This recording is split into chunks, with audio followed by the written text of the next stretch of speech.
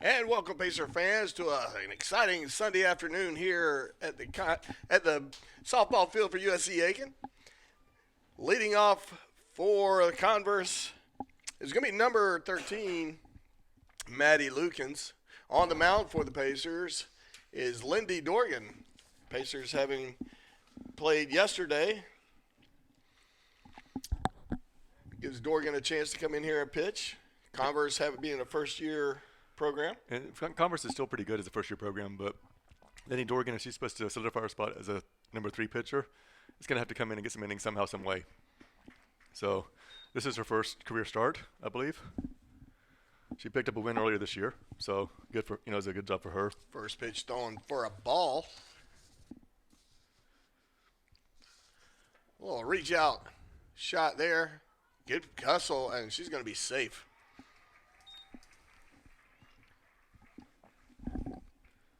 One of those reach out and got lucky, got it with the end of the bat.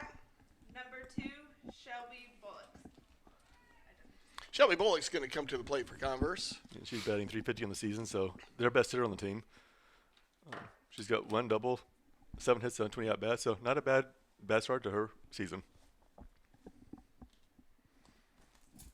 See how Lindy Dorgan does with a little bit of pressure with the runner on first.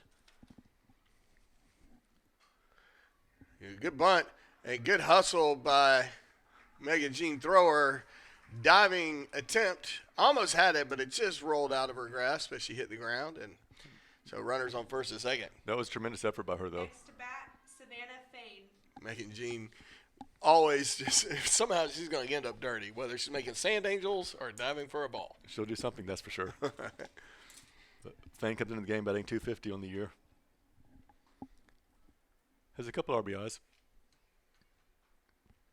Pitch sailed a little bit high there.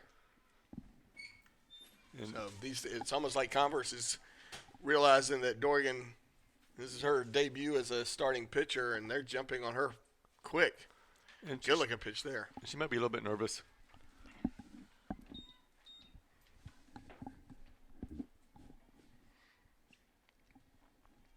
But after a couple batters, she should be able to settle down and get into the flow of her ball game. And she was a dominant pitcher in high school and didn't really get much of an opportunity last year, being a freshman and being behind a couple of talented players in Taylor Morgan and Danielle Payne. But this year, Coach Snyder has a starting pitcher in Taylor Morgan that's dominant. Chandler Terrapin's pretty strong, but Lindy's going to have to be a good backup to come in and get some innings here and there because you can't just ride those two people all year long. Right. You're going to wear their arms out pretty quick if you're not careful. And if you got a stud like Dorgan, put her out. And, she might struggle here and there, but she's, everyone's going to have their bumps along the way. You're not just going to come in and be dominant from day Right. one. Taylor Morgan definitely had to earn her stripes. She did. And she's probably one of the most dominant pitchers in the region right now. Big swing and a miss for strike 3 there. Next to bat, Anna Bennett. So Anna Bennett will come to the plate for Converse. And she's batting 190 on the season. Has 4 hits, 5 RBIs, tied for the team lead. And she's in a spot where she could drive in another run or two. Good looking pitch there by Dorgan for strike 1.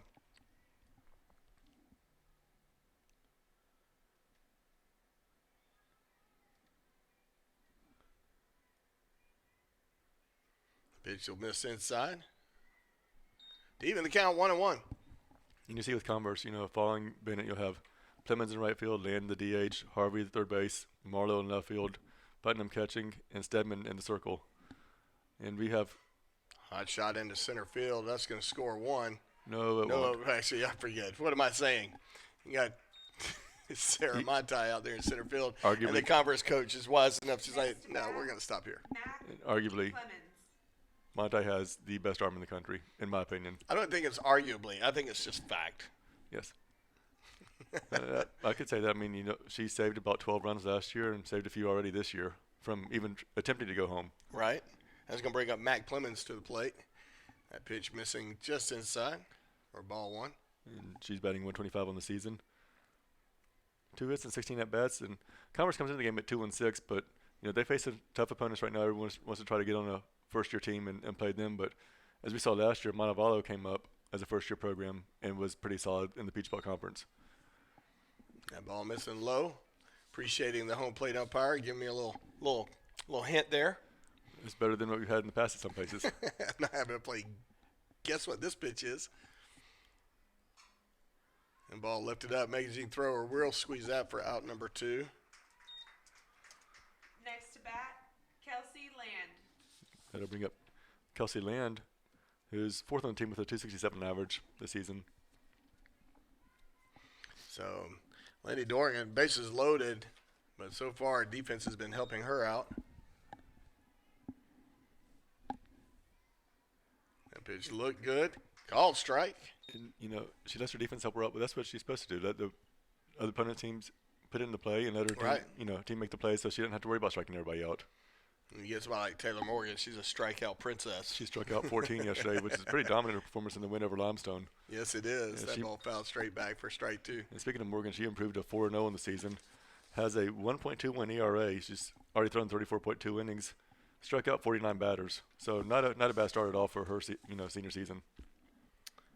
And you couldn't ask for a better turnout for one of the best players. Good looking pitch by Lindy Dorgan for strike 3. She took something off of that one, that's yes, for sure. Yes, she did. And so at the top of the first, we got 0-0.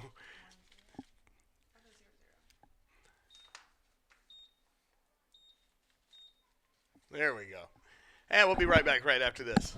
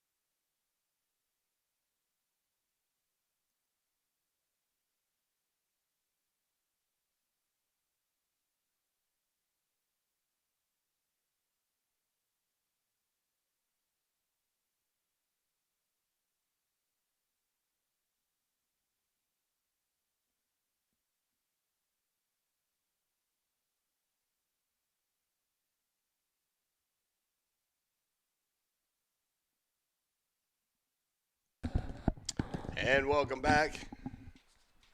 Bottom of the first, Leah Bogosian is going to lead off for the Pacers.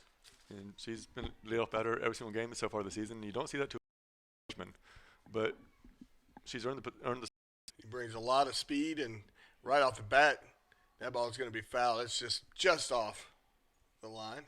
Yeah. But she's so quick down the baseline. I mean, it's like any contact she gets on the ball, and if it's fair, she's about on first base. Pretty much.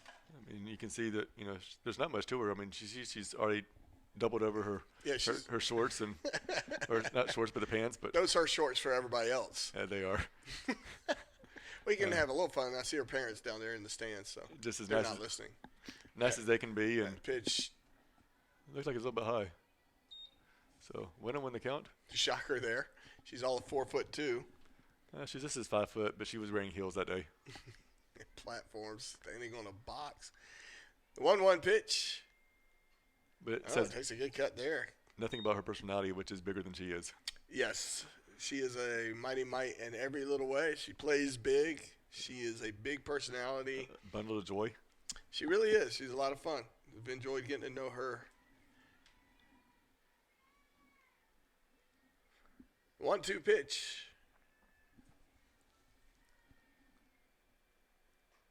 That one's Wisely high. pulls back, evens the count 2-2.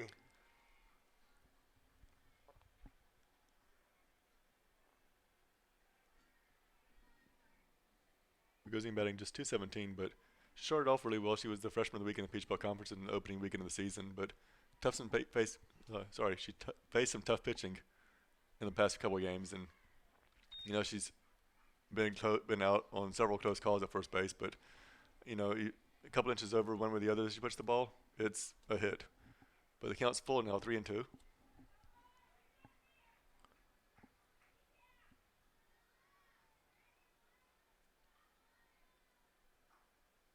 And that's going to be a walk for Bogosian.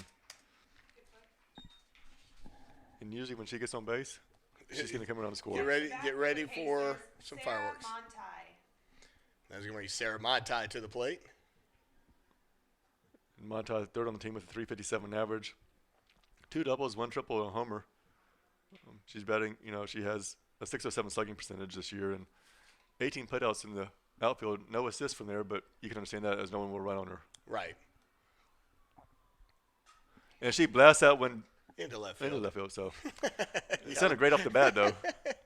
It was a little off the end of the bat. Next She to knows bat, she let that one get Samantha away. Chubb. It sounded good, though. And it's going to bring up Samantha Chubb to the plate.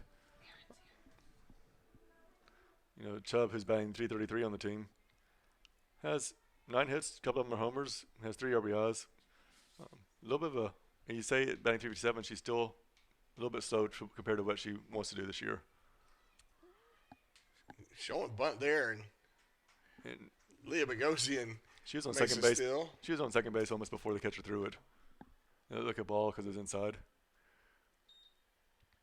I really do like Samantha Chubb's her routine where she flips the bat over and gets ready to hit, and you couldn't ask for anything better. When you're a non-deep ball threat like Samantha Chubbs claims she isn't. Only 18 home runs.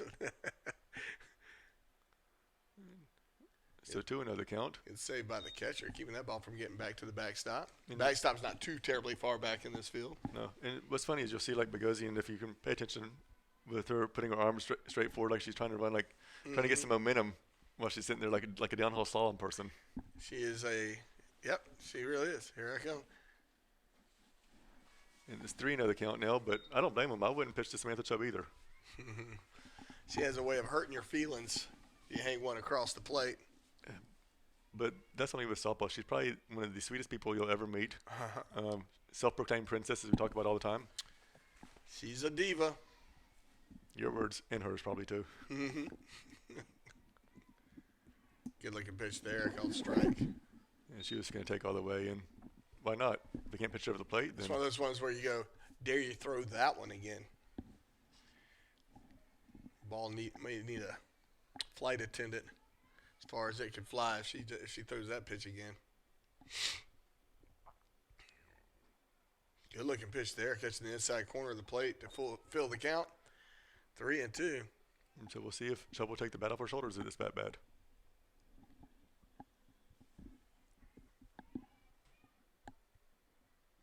So 3-2 with 1 out here in the bottom of the first. Bogosian on second. Chubb at the plate. Foul that one straight back out of play. I would have had that, but we have a roof over our heads. Didn't even see Mr. Montai flinch. Again, he forgot his Superman cape. Well, he was in California earlier this week, So maybe just a little jet lag. laggy. A little laggy there. 3-2 pitch. But he goes across the country. Didn't see his brand new granddaughter. She's in Ohio, but still. Little shot just out of the reach of the shortstop. Leah Bogosian is going to hold up at third. So good base hit by Samantha Chubb, and based on that hit, she's not a long ball hitter. Right. And that'll bring up Hannah Price, who's been quite the long ball hitter lately. and she's caught on fire. I mean, she has team lead for 8 RBIs. She also leads the way with 2 home runs. Had a game-winning home run earlier in the year, but she also hit a solo home run at Limestone. Or sorry, that was at Converse, I believe. It was Limestone yesterday. Yep. There's too many softball games in a row, it seems like. Well, and Coach Snyder speaks very highly of Hannah Price. He sees her as one of the greats to be here at USC Aiken. Well, he trails Jessica Strickland by 38 home runs in her, for the career list. Strickland could drive a softball. I used to love watching her hit. I mean, but she has 2 home runs in 8 games, so you figure that out. I mean, she might be okay. Big swing, fouled straight back. 0-2 is the count. Runners on the corner, 1 out here at the bottom of the first. Pacers threatening to score. You got the hot hitting freshman, and you got the well-seasoned veteran in the batter circle. And she fouls that one off to stay alive. Still 0-2 count. Just to run down the lineup, you have Bogosian in right, you have Montai in center, Chubb playing third, Price is the DH, Cindy Kate Murphy at shortstop. I know her dad's listening back home, and hopefully watching. Now that we got the online streaming fired up. Hopefully he's watching more than listening. But Lily Chubb's catching, Julianne LeDuc's at second, Megan Jean Thrower at first, Brielle Johnblood at left, and you got Lenny Dorgan pitching, but the 0-2 pitch is on the way, and fouled out of play. And that was a lot to say in just a couple of seconds. Take a breath. So, 0-2 pitch. Again. Again. It's like we've been here before or something. I feel like it's very deja vu-esque. See some of our soccer friends out there at center field. You have some women's basketball players down here as well. Where I think I missed Straight down with Cassie Johansson coming off her career high last night. But Price launches one high, and it's trying in foul territory. And that was a great throw by the right fielder to keep Bogosian on third. So you got 2 down with Cindy Kate Murphy to the plate. Next to bat for the Pacers, Cindy Kate Murphy. And it goes back to my favorite song, which is why I love to have her batting. Well, one of my favorite songs, with Shipping Up to Boston by Dropkick Murphys. Makes me want to do a jig. I want to dance a jig. She keeps saying she wants to do this jig, but it has to be on senior day. But she said it has to be like 2 years from now. So gotta wait for that. Although she did showcase some Irish dancing in her office recently. Big swing and a miss there. Strike 1. And Murphy, I think, sporting her Superman bow again, which is in memory of her grandfather. Grandfather, yeah. And so I mean, she was obviously he was a big impact in her life and also played shortstop. left a great legacy with her, who is now playing shortstop. That ball almost getting away. Good job by the catcher to keep that one in play. So you've got runners on second and third as Chubb scampered down to second.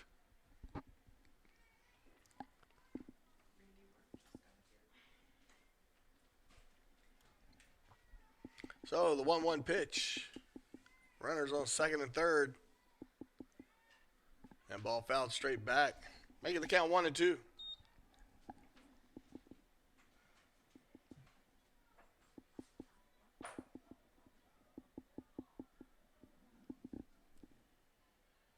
And Cindy Kate Murphy batting just over 300 at 304.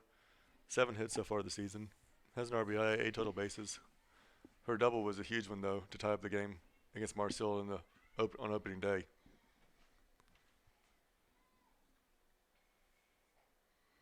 That ball missing outside.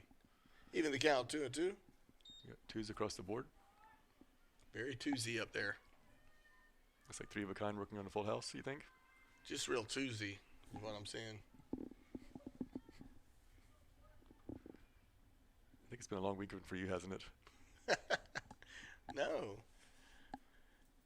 It's been a great weekend. His big swing and a miss there to retire the side, so good job by their pitcher. To retire side, so we'll go to the top of the second. We'll be right back. We're notched at 0.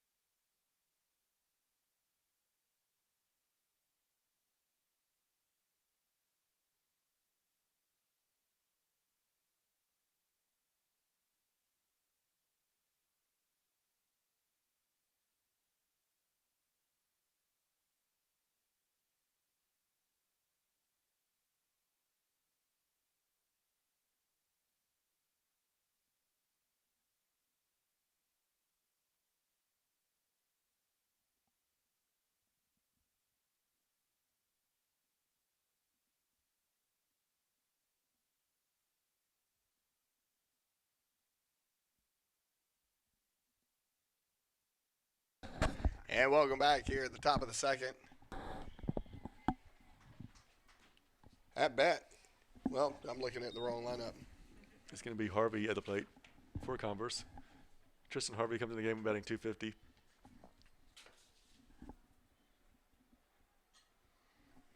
Foul that one straight back to make the count 0-2. It seems like Dorgan's a little bit more confident right now in her pitching than she was last inning.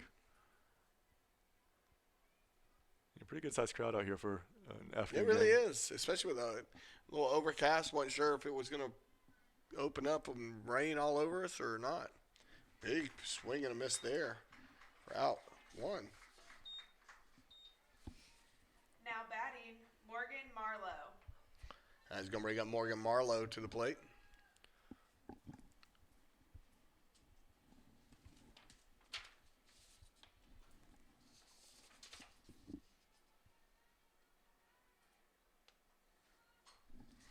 All lifted high, and Samantha Chubb's going to come in. And She didn't mess up her bow going to get the ball, so that was a good thing.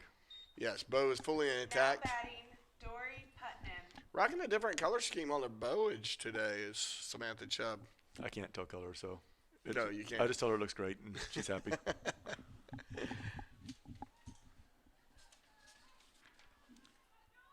Last week she was going with There's No Place Like Home ruby red slippers bow. Yes. Putnam comes to the plate, the utility player out of Chesney, South Carolina.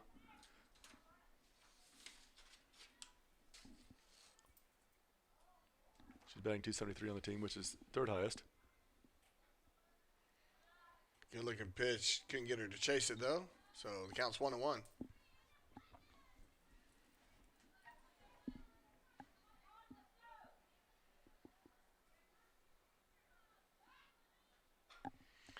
Ball lifted foul out of play, and was that Mr. Bogosian going for that ball? I think it was. What a effort! He lost his hat in the pursuit, and I'm still going to give him an error on that one because it was right underneath him. he lost his hat. That threw him off. And he didn't catch it. I thought it was easily catchable. His daughter would have. She could have caught it from where she's standing right now. Hot shot into second. Nice play. And that'll take us to the bottom of the second. We're notched to 0. We'll be right back.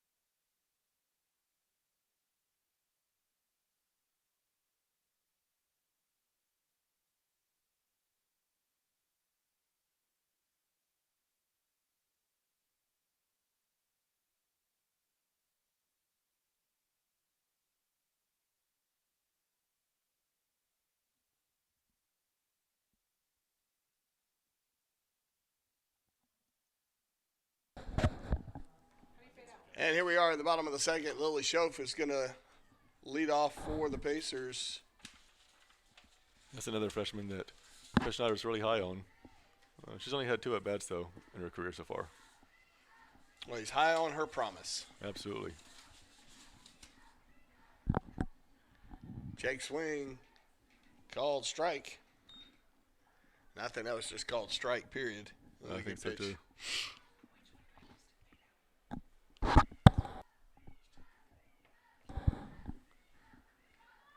She gets the sign. And here comes the windup. Big swing and a miss there to even the count, 1-1. Or no, 0-2. I apologize. And Stedman comes in the game at 2-5. She has a 6.74 ERA, but she's thrown the majority of the innings at 36.1. Looks like they're going with a 2 pitching person staff so far this year for Converse.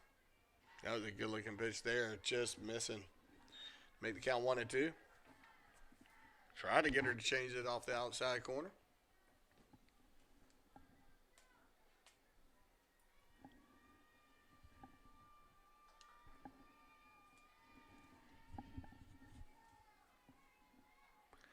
That ball outside to even the count, 2-2.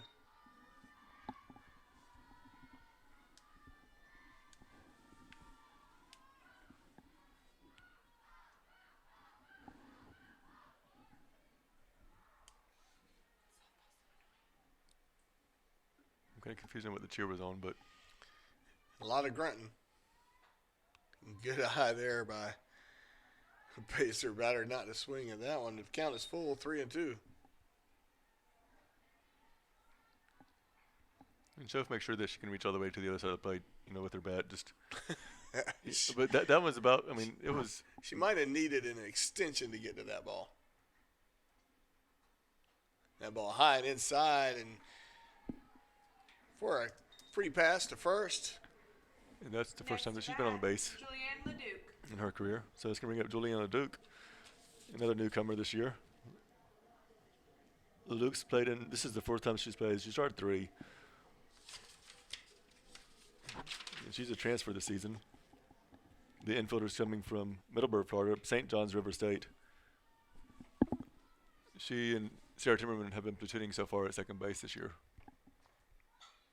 Nice bunt. Cannot ask for that to be laid down more perfectly. Catcher runs over a pitcher to get to it. Make sure everybody's okay on that one. I mean, that's the most important thing. But A little bit of an ego.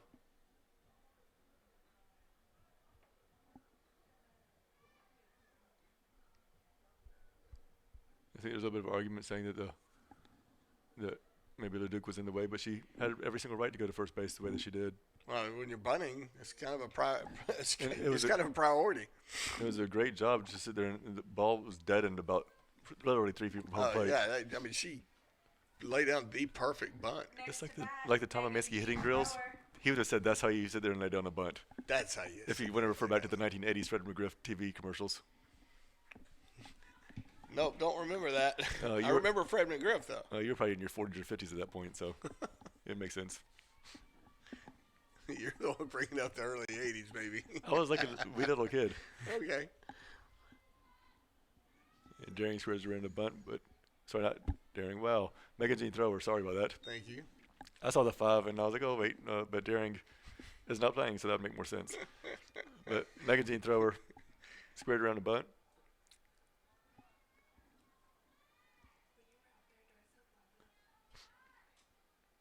And here's the pitch by Stedman. That ball's going to miss high. Even the count, 1-1.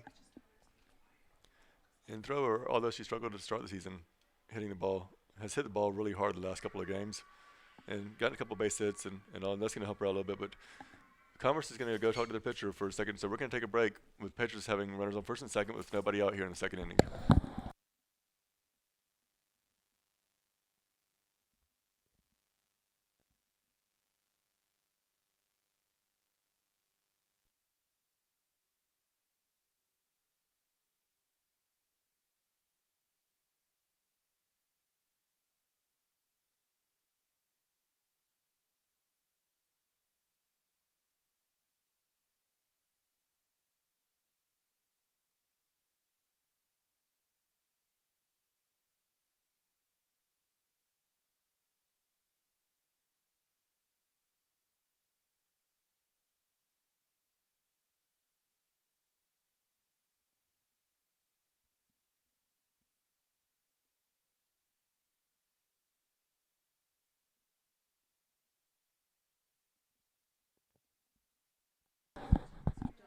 we are back after the count 1-1 to throw her. And she attempts to bunt that one and started to pull it back and then laid it out there. And so she's going to take the strike after she fouled it back.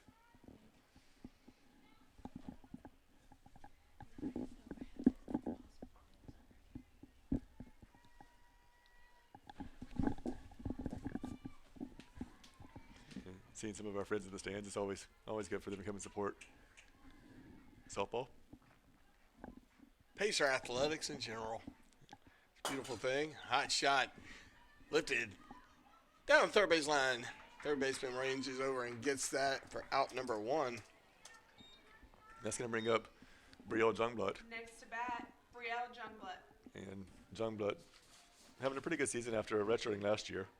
Batting .313 so far. 5 hits and 16 at bats. Scored 4 runs, which is second on the team.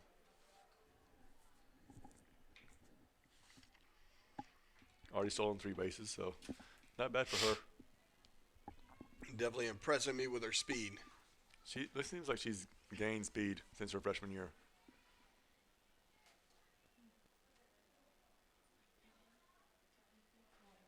She looks a ball outside on that one.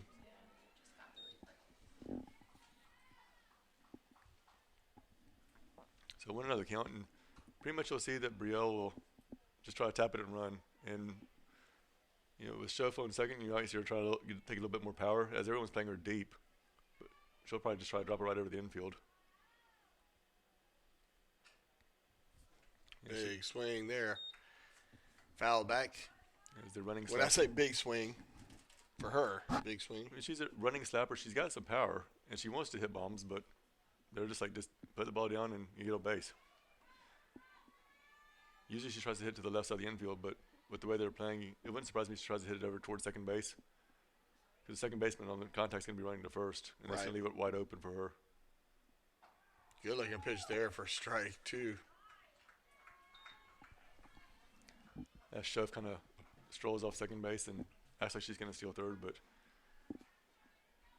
I think we all know that's probably not going to happen. yeah, she'll wait till Brielle makes contact with the ball.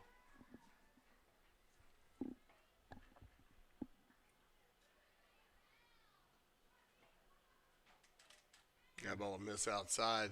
Even the count 2-2. Yeah, good job by Jungblut to not swing at that. And when it's that close, you have a hard time not swinging at some of those pitches.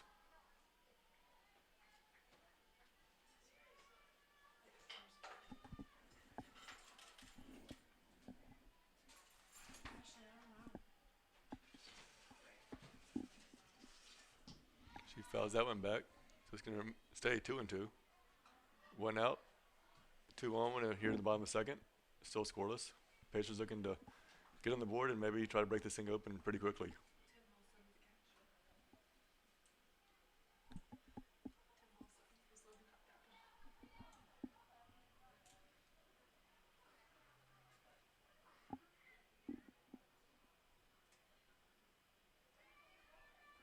And here's the pitch from Sedman.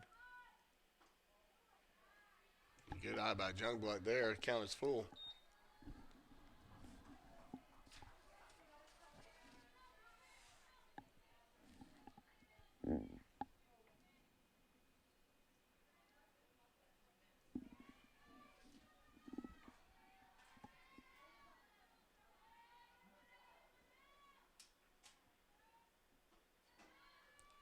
And that's going to just miss, so it's going to load the bases there. Full of Pacers. Next to bat, Leah Bogosian. He's going to bring it back to the top of the order with Bogosian. She walked and was stranded back in the first inning. And you know that she has a little bit of power, but you primarily have a slapper here. So what would you do if you were Coach Snyder? Oh, well, you know the infield's going to move in on you. It's one of those shots where he may tell her.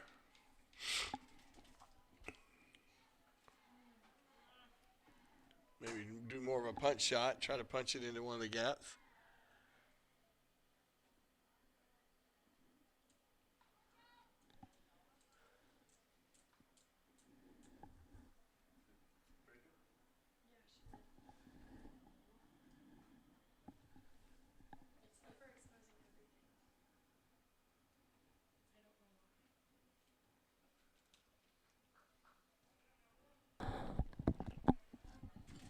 back after that quick meeting by Converse.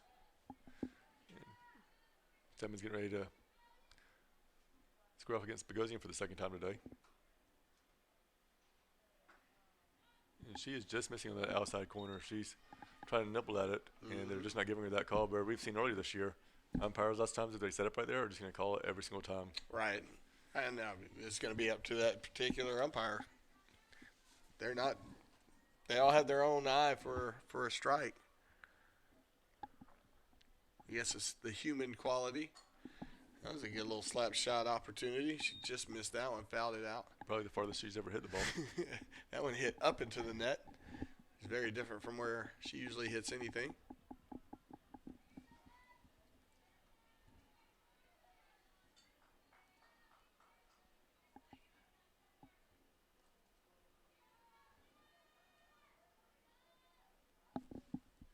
And then 1-1 pitch. That would have been a good little shot for her to take. And that must have just been in an inch or two from where she was. Right.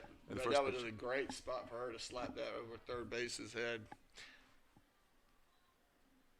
But it's easier to see that from here.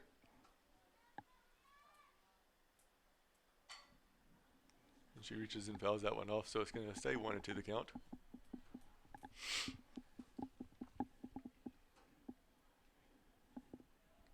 Fun-filled day of athletics over here at USC Aiken. You got men's and women's tennis playing Columbus State right now. Baseball's getting ready to try to sweep-lander after an 18-17 nail-biter yesterday. And you got softball doubleheader today, so, you know, you just pick your poison and come over here and watch some sports.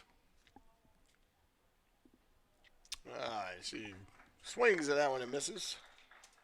That's going to bring up Sarah Montai, who lined out to left field in the first at-bat, not to be confused with what I thought would have been a home run, but I can only see part of the field from where I'm sitting.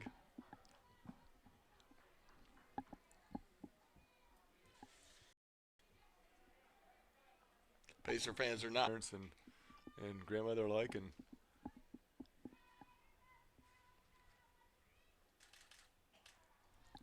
she takes a called strike on the outside corner, 0-1 the count. And Montai, who hit her first home run of the season at Coker earlier last week, probably hit it about 260 feet. I mean, it was just. She's like, she told me that's the farthest she's ever hit the ball. I'll be glad to see one go about 220 right now. Good looking pitch inside corner for strike two. So it looked like they're calling ball on the outside corner for lefties. It's a strike on the inside corner for righties.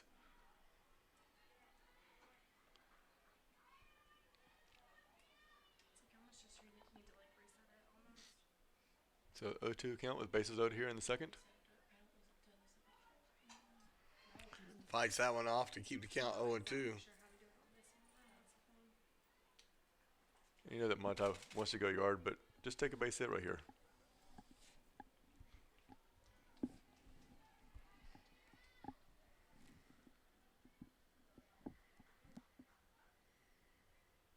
Yeah, I got a feeling if she's going to hit anything, she's going to have to go opposite field. They're almost giving her right field.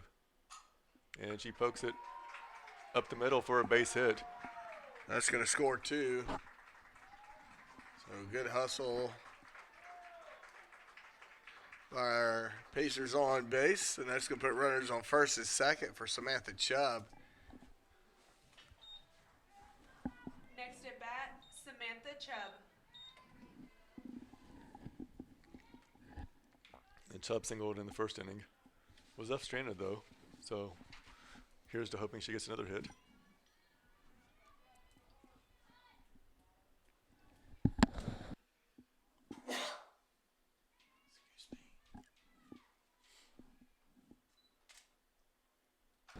And Chubb goes yard. Not quite. Almost yard. It's off the top of the fence for a stand-up double, and she is literally probably about 2 inches away from having a home run. She was. I was a little disappointed when it.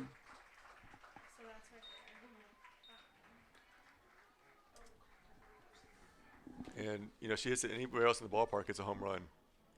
At first I thought it was gone, and then the Converse center fielder stood right there, and I thought it was going to be a fly ball to at the warning, almost at the warning track. I said at the fence, but it was about a foot over from where she was, and right off the top of the fence. So 4-0 here for USC Aiken. So in a matter of about a minute, it goes from scoreless to 4-0. Welcome to Pacer softball as Hannah Price steps up to the box. Price goes opposite field, but right to the right fielder for the second straight time. So Now we're tired this side, but not before the Pacers score 4. We lead 4-0 going into the top of the third.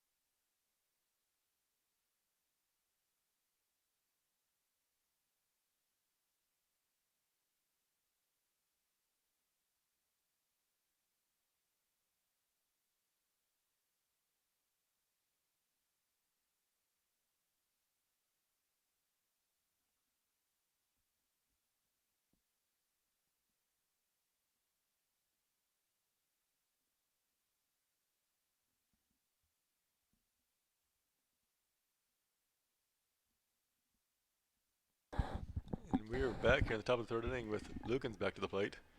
She singled back in the first, and looking to do the same thing right here. Lugan steps out.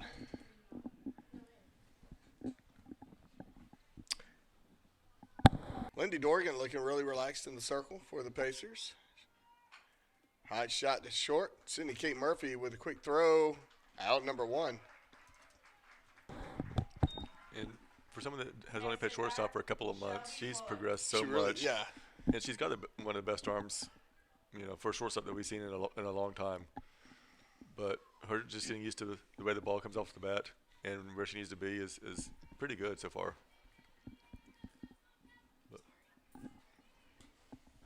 I was going to bring up Shelby Bullock to the plate. Lifted into shallow second for out number 2. If that had been a silo, that might have been out of there. Savannah That's right. Payne. She hit that straight up in the air. Made it pretty easy for our defense to get to it as Savannah Fain comes to the plate. I'm watching the coach for Converse, and I like the way she interacts with her players. Keeps them pretty light.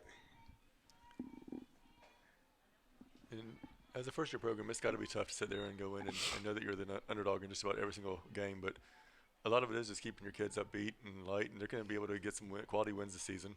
And you got to go up against guys like Coach Snyder, who's been at USC Aiken for how long? Forever, seems like, with 698 career wins going into today. That's right. Potentially a sweep could. Give him a 700 for his career, which, you don't see that too often in college athletics anymore. And to do it all in one place is even More impressive, yeah, as that ball rolls across the plate. She's not bowling, but maybe she thought she was. I'm loving her attitude, though. She's just smiling, laughing a little bit at herself. And you have to. We'll probably discuss that tomorrow in study hall. She'll be in study hall as I'll be in my office, but I was gonna say, I'm out of study hall. I haven't had to do that in a couple of years since I graduated college. since you got your education. I did. That ball fouled to fill the count. 3-2. If they had runners on, they'd be going, but there's not. So they won't.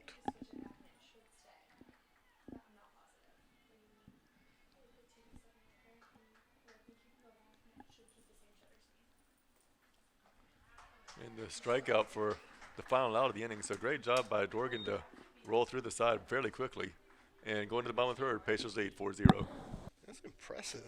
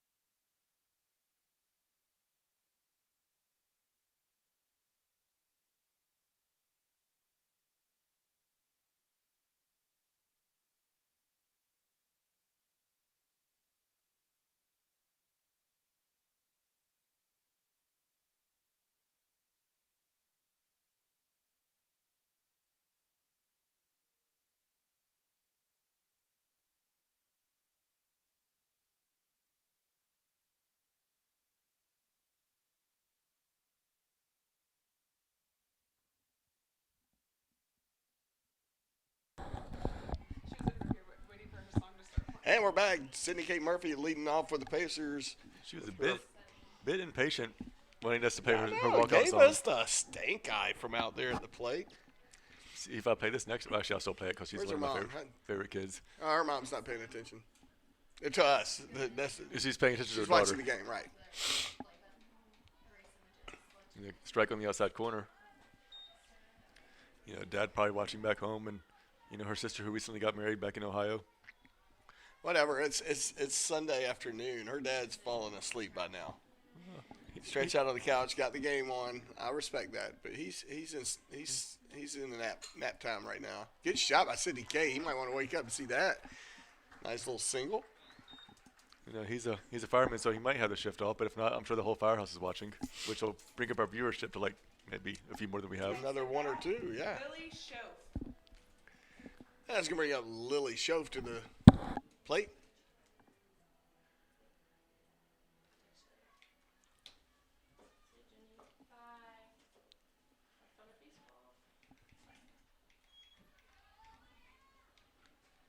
So Shoaf waits her first pitch. Sydney Kate Murphy on first. The ball fouled straight back for strike one.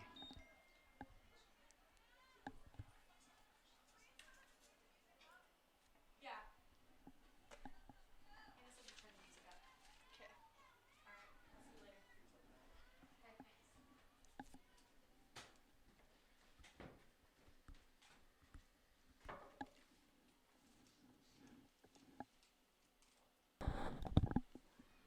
That ball's going to get away. Sydney Kate will end up on second. I'm sure that's going to be a ball. It is a ball, and it's also a wild pitch because it would bounce before it got to the catcher.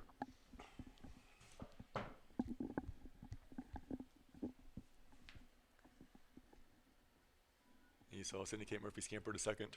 And it was quite the scamper. I wish she would have done her Irish jig going to second, but she is playing a game right now, so she. I heard the tune Tiptoe Through the Tulips as she made it to second. I just wanted the Shipping Up to Boston song to be played again. Had to wait till her next at bat. Ball fouled out of play to make the count 1-2.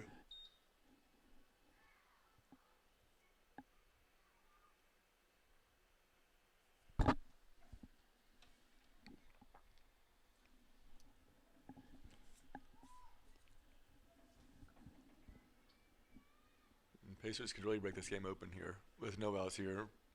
Runner on second. Bottom of third, 4-0 lead. That ball missing outside. To even the count 2-2. Sydney Cade will return back to second. And Pacers have played a couple of extra inning games so far this season. They haven't played a shortened game at all. Where we know the mercy rule in softball, if you're winning by 8 runs or more in the fifth or sixth inning, it's ball game. So, well, mercy. Big swing and a miss there for strike 3. a nice pitch by Stedman, but that's going to bring up Leduc to the plate. She singled in the second inning. Julianne Leduc. Has to go bring up Miss Leduc.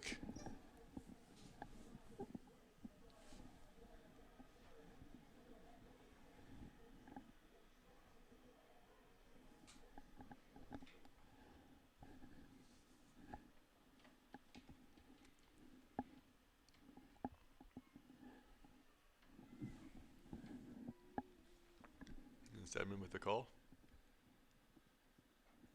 Just a bit outside, so ball 1, and Murphy was halfway down to third base, but decided she would just walk back, and she gave a little stare down to the catcher to see if she's going to try to throw it back to second base, because if she did, Murphy would have broke for third. In a heartbeat. A little bit more outside, and that ball Would have been on the backstop. would have been gone. Good looking pitch to follow up with. Fouled straight back, 1-1.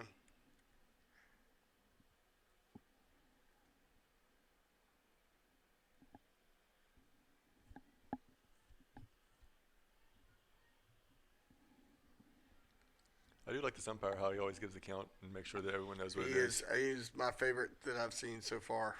Today? Ever. Okay. Like ever. Like he's very conscious of us up here handling the scoreboard. And he's also conscious of the coaches too, letting them know exactly what the count is in case we happen to be off, which Right. that normally won't happen. I hope the fella out in the field will take a few notes. As he will be behind the plate for the second game. Mm-hmm.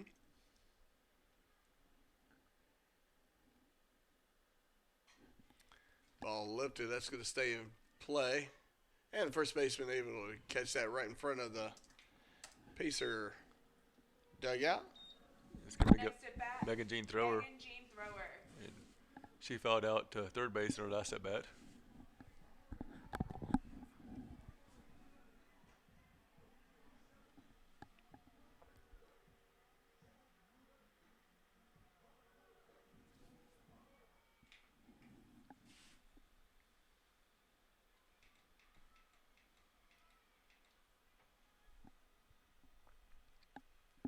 The first pitch is on the way.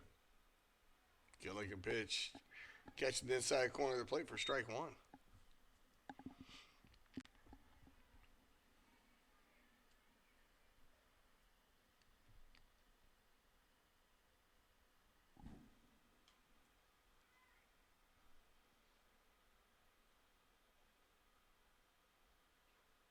Big swing and a miss there, strike 2. She wanted to hit that one all the way to the gas station across the street. And they should, because they got Ashley Dietrich's cookie order wrong. Well, that was in the subway in the same place, but The same building. yeah. Well, He speaks well. What kind of customer service do you expected from a gas station? Just missing outside. Making the count 1-2. but she should be thankful because as long as you get dessert, it's a good thing. Even if they get it wrong, you have a dessert. I've never met a person that's displeased with chocolate chip cookies. Says a lot about a person, doesn't it? I won't claim that she's my intern right now. I'm glad I don't coach her in volleyball anymore. I can tell you that.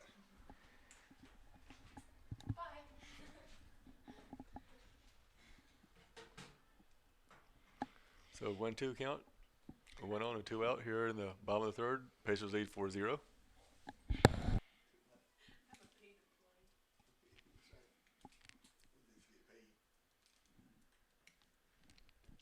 We're going to check out the ball here for a second. And umpire says it's good to go, and we are ready to play again. I had to work an entire season before I got paid. That's what he told me. So the 1-2 pitch. Good looking shot into the gap. That might fall, and it will fall. And that's going to score Syndicate Murphy. So Megan Jean with a base hit.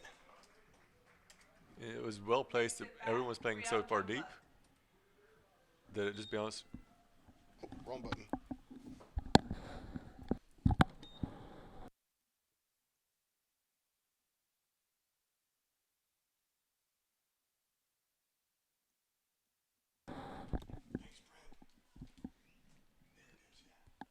It's going to bring up Brielle Jungblatt with the Pacers leading 5-0.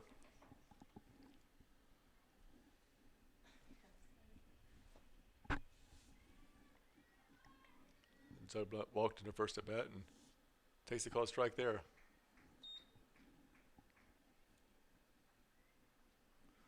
So 0-1 the count with 2 away here in the bottom of the third. 5-0 lead for USC Aiken.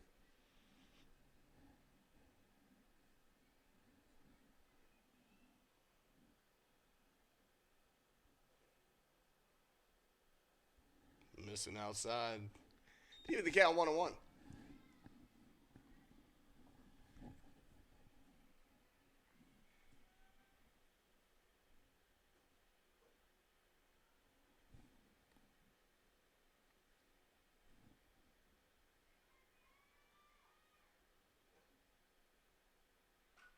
Nice slap shot right over third baseman's head. That'll advance the runners, and she'll end up on first. Easy. And that ball, by the time it landed, she was already standing on first base. Yeah, quite the blur. That's going to be number 5.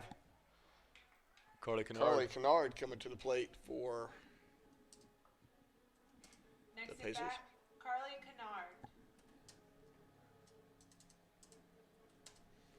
Kennard. As Snyder sees with the 5-0 lead, let me go ahead and try to get some other people in the game just to see how they can do under pressure. So Kennard coming up to the plate. She's 0 for 1 this season. But if you remember last year, when she came in as a pinch hitter in her first career at bat, she singled down the right field line. I believe it was the second pitch. So, I mean, she has the potential to keep the rally going for USC Aiken. Yeah, she does.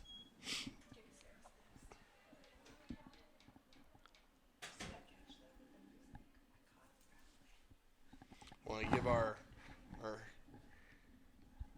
Coliseum sound guru props for the quick change of tunes. Getting the right song for Miss Kennard. You know, I will say that, the same person, Taylor Stratton, decent volleyball player. That's but, right. But she also helps out at lots of other sporting events, volunteers sometimes, and on. You couldn't ask for anything better than what she's done in the last couple of years. She's a great kid. I love her. I'll say it. I'll make it that simple. Just flat love her. That ball missing outside. At least she wears a good jersey number, which is the number 3, which is one of my 2 favorite numbers. You know what? I really never remember our players' numbers. That's how I recognize all of our players. And I coach them, but I don't see them in jerseys unless we're playing a match. And I'm not looking at numbers. I'm looking at what's going on. And I'm doing stats, so that's kind of why I do look at numbers. There you go. Get the pitch there and even the count 1-1. But I'll say I'm still impressed with Converse today coming in and is still performing well. I mean, the hits haven't been hard hit by USC Aiken. I mean, they're up 5-0, but it doesn't feel like that. Just an hour into the ball game. I don't think it'll take them that long to establish themselves as a program. I mean, they've got, from the looks of it, got some good athletes and a quality coach.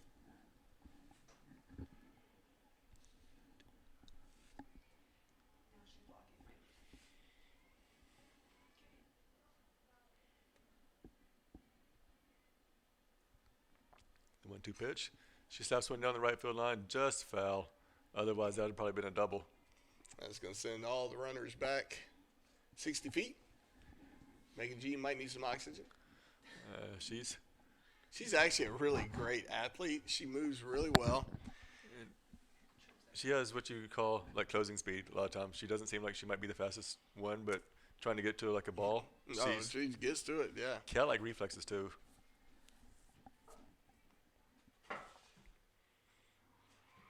Now and called a strike for strike 3. And that will retire the side, but not before the Pacers add 1. They lead 5-0 going to the top of the 4th.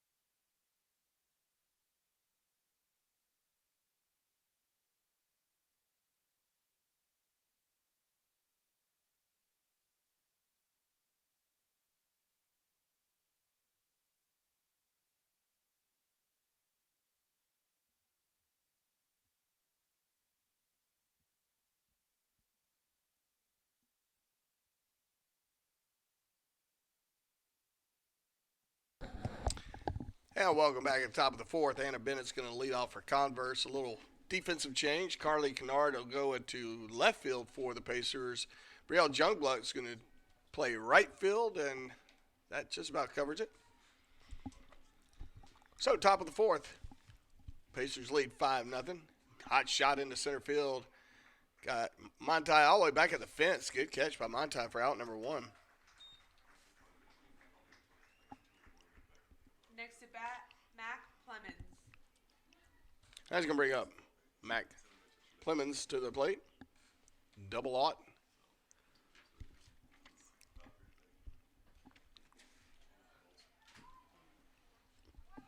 Does it sound good out there now? Except for your voice. Are you happy? Don't listen to him, he's a dick. The second best putter I've had since. Swung on a miss, strike one. Yeah.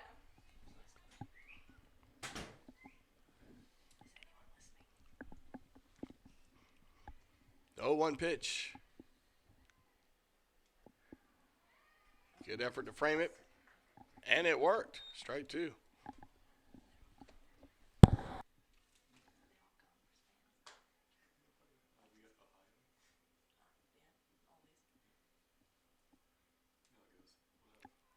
Pitch in the dirt to make the count 1-2.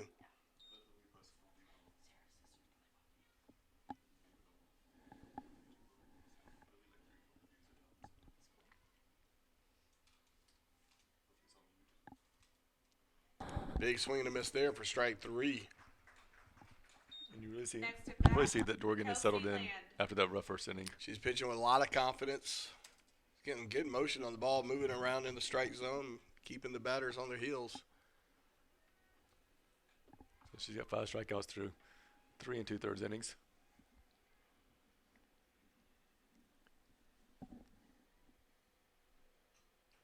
Ball foul straight back.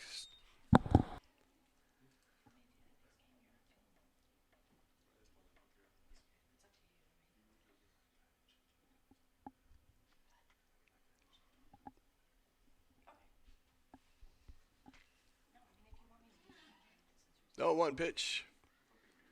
Flied all the way to second base. Squeezed for out number 3. And that means the Pacers will go to the bottom of the fourth. 5-0 lead. See if they can add to it. We'll be right back.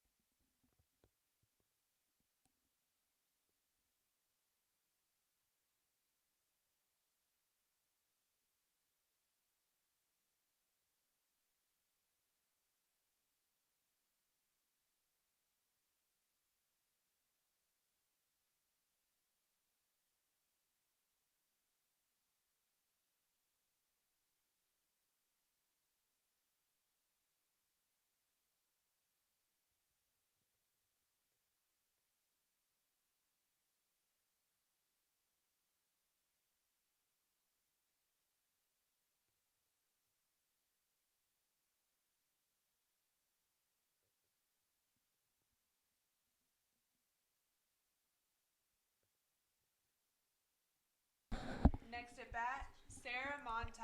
And welcome back to the bottom of the fourth. Sarah Monty going to lead off for the Pacers.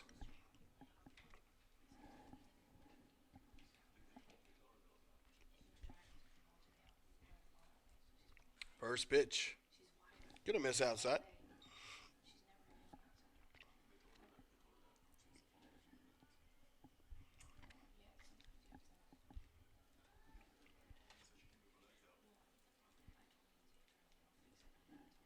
So the 1-0 pitch.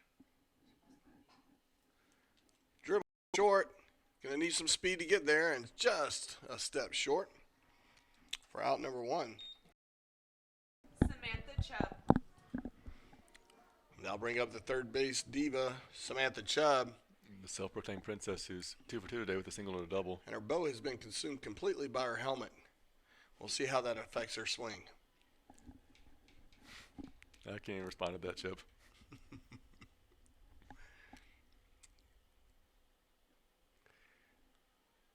First pitch just missing.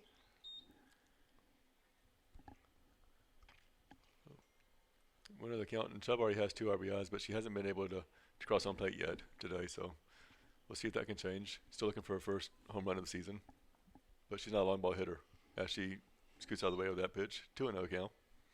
Now, wisely so, that ball had a little something on it.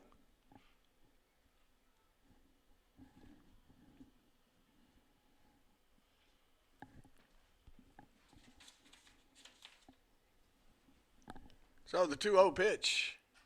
Hot shot to third. Handled by third. Out number 2. It's a hard hit ball, but right at the third baseman who was able to get her glove up to protect her face and then went right into it. Next at bat, Hannah Price. So let's bring up Hannah Price. Price is 0 for 2 and had 2 fly balls to the right fielder today. Maybe she knows her and is trying to hit it over there to her. You just never, you Giving can't a tell. little action over there in right field. Can get pretty boring sometimes.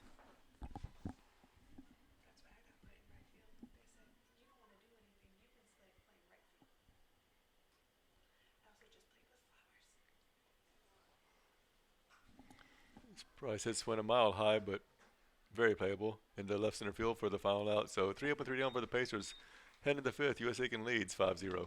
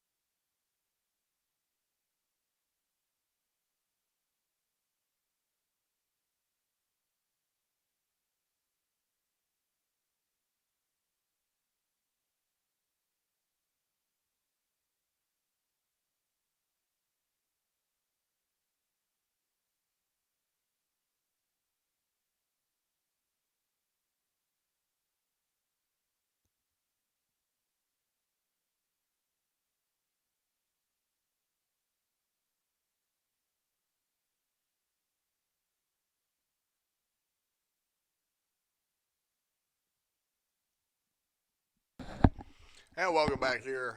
Top of the 5th. Harvey leading off for Converse.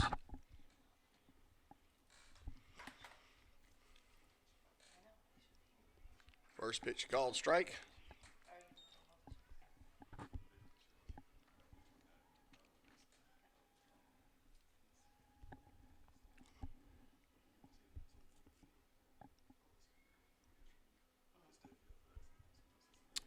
That pitch missing a little high. Even the count 1-1. I don't know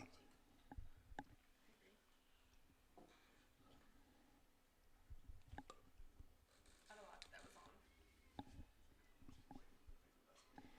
Slap shot fouled straight back for a fancy strike 2.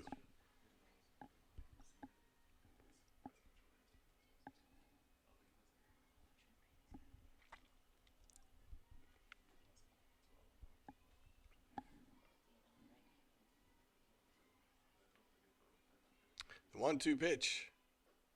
Missing high to even the count, 2-2.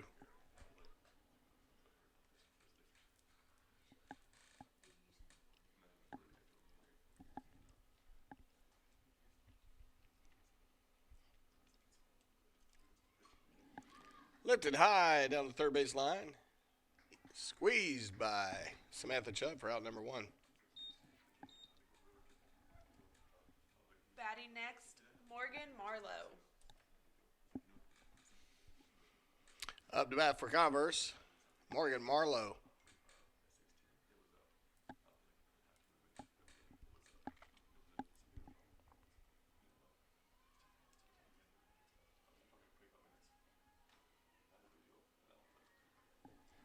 That ball missing high.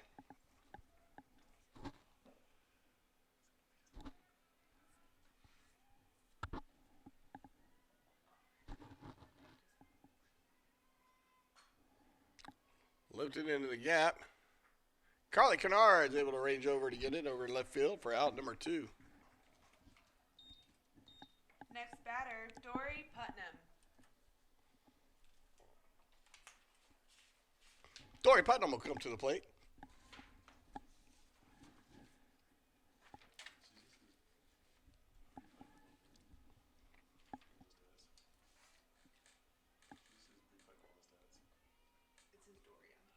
Big swing and a miss there for strike 1.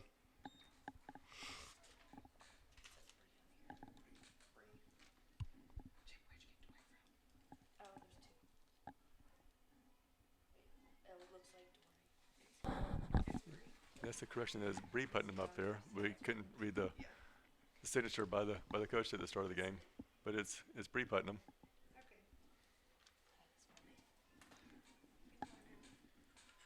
The 0-1 pitch with 2 out. Yes. Oh, we missed one call. I was waiting for him to give me. At least I was thinking we missed a call.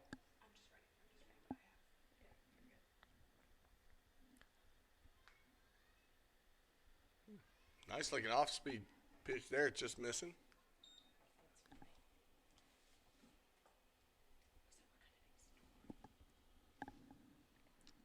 Two and two. So 2's across the board. That ball fouled back. Keeping those juices wild. I still think we need to change the rules to where if it goes off the fence, you can play it, or off the netting behind you, it should still be in play. Very much like indoor soccer, according to one of the people here in the press box.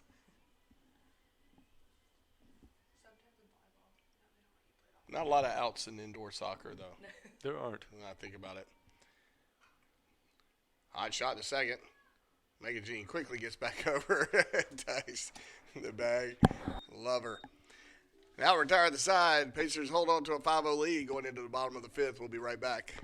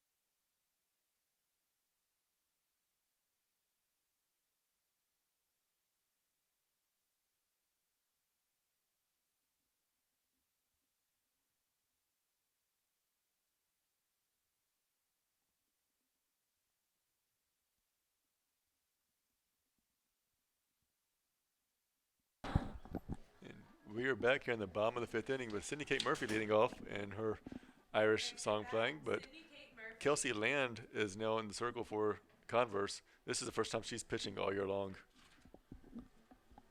So we have no stats on her other than the ones when she's batting.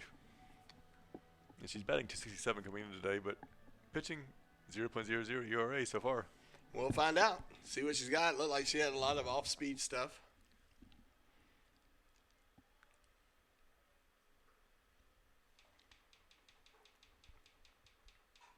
First pitch swinging, Cindy Kate toss one to short. And she's a step short of making it. That's out number one. This can bring up Lily Schoaf. Schoaf's over one, but reached on and scored on a walk. Well, she didn't score on the walk, but scored after the Scored after walking, yeah. You have the little country vibe with Schoaf's music. I like it. But I believe that she says she was from a farm, if I believe that was correct. I could be wrong. I know it was one of the freshmen I talked to recently. Google it. Well, she's from Lexington, South Carolina. Oh, she's right up the road. Yes.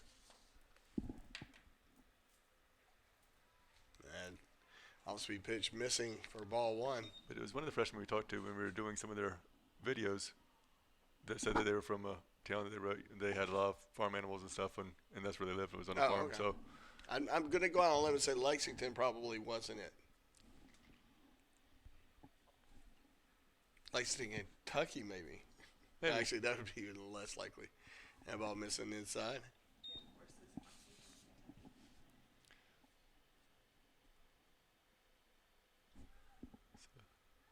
Two to the count, and you see Kelsey Land, who's wearing the mask in the circle, which a couple years ago you saw that Augusta had a pitcher that was hit in the eye and ended up losing her eyesight. Mm-hmm. So she came back with the mask, and she came back to pitch, which is a tremendous story. Yes. But it makes sense that if I was pitching and I was going to be about 40 feet away from home plate, I'd also be wearing a mask too. If I was one of them, I would almost think it's almost a mandatory rule. And so you kind of wonder what this meeting is about right now. Yeah, it's just a little conversation between the Converse coach and the home plate umpire.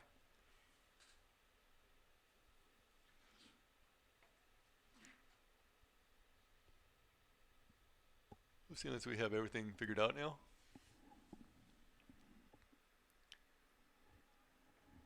She may have just been questioning where exactly do you think the strike zone is? I think he's been pretty consistent on his calls. He has been. And that's not me just being appreciative of him letting us know what the calls are. I haven't really seen him be egregious one way or the other. Good shot into right field. And that's going to get to the fence, and that's going to put her on second easy. She's fast. Pretty good speed over there. So a double for our Lexington native. That's her first hit of her career. So good for her. It's going to bring up Julianne LeDuc, the junior infielder from Middleburg, Florida, standing at 5'2".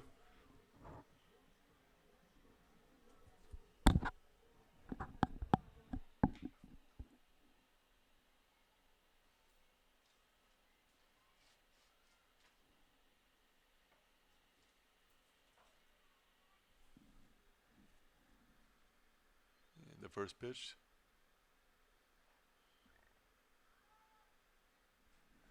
Just misses. I was waiting for him to call strike on that one. That was too.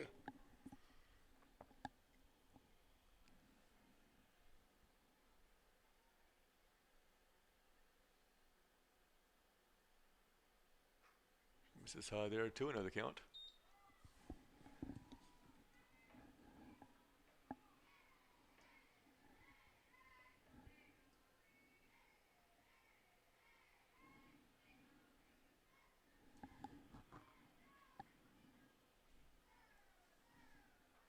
Misses high again, 3-0. And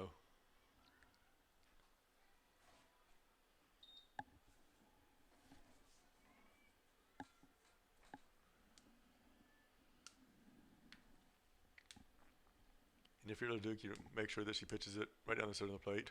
Yeah, I'm not swinging at this one. Not with a 5-0 lead. No, not at all. And gets Yes. caught on the outside corner, so 3-1 the count.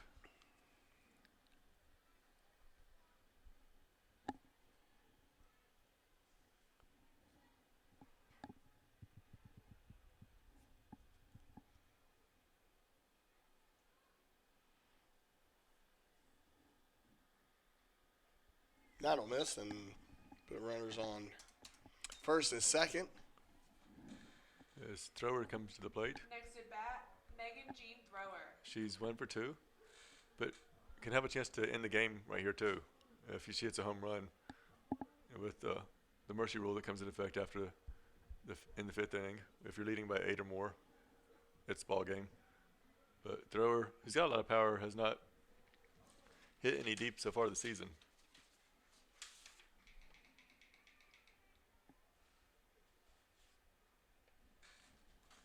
Oliver hits have been single so far. Now foul down the third base line. Did Coach Snyder just do a little bit of a moonwalk over there? I think he wasn't a lot of heat on that shot, but he did move out of the way pretty quick. It was impressive. If he'd had the glove, you'd have sworn it's like a Michael Jackson I'm dancing. telling you, he's looking good. He's looking like he's lost a few pounds. Yeah, he was very energetic before the game today, and I know his team was down a little bit after losing yesterday, the second game of the doubleheader, first time they've lost the season. But he's like, hey, I've never seen a softball team go undefeated to win a national championship, so let's just put it behind us. There you go. The other one loss. And ball fouled again, and Snyder ole's that one. He went to the other side as well, so that's Showing he can go either way. it's like almost like the Mamba or something. I'm not sure. I'm out of my element with dancing. I wish everybody could have seen your hand gestures just now. That would have been fantastic. They were on point, were they not? They were. Spirit fingers got nothing on you.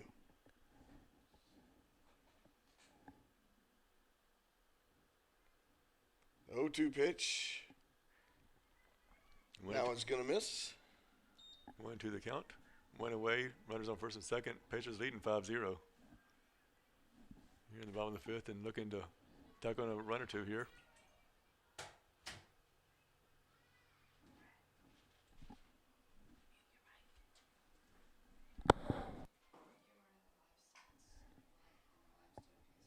That one fouled.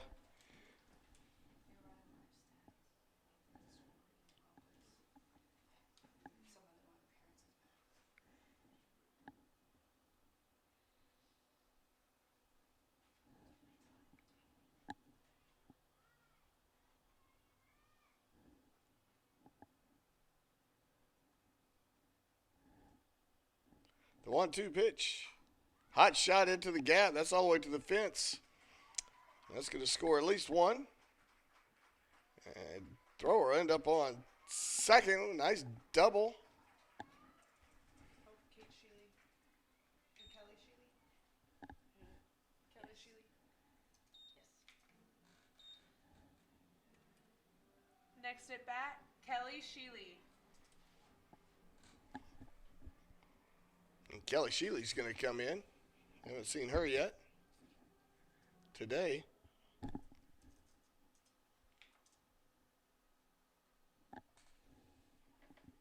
Coach Snyder conversing with home plate umpire to make everything respectable.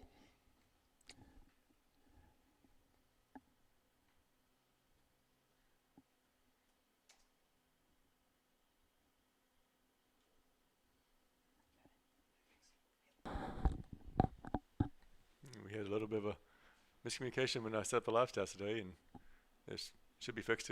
Just refresh the page and got the right teams playing and everything else. Pitcher still leads 6-0. That's the most important part. As Sheely will come to the plate, but she's a senior transfer from Spartanburg Methodist College. Sheely's batting .250 on the season. Has 1 hit, scored a couple runs.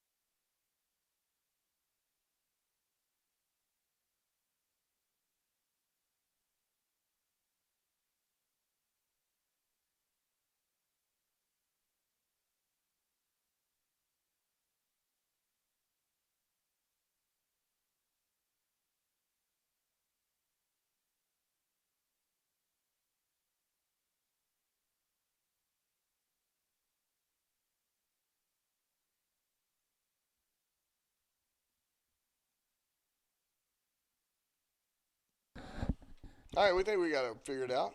We know this. Kelly Sheely is up to bat for the Pacers. Number 24 is playing right field for Converse. The young lady that was playing in right field is now over at left field. That first pitch called strike.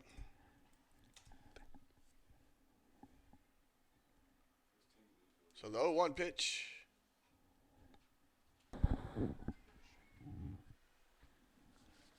Fouled. Made the count 0-2.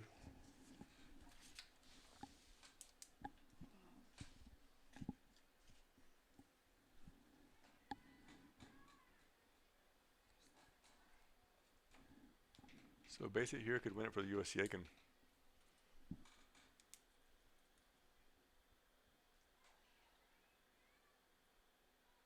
And the ball just missing outside for ball one. 1-2.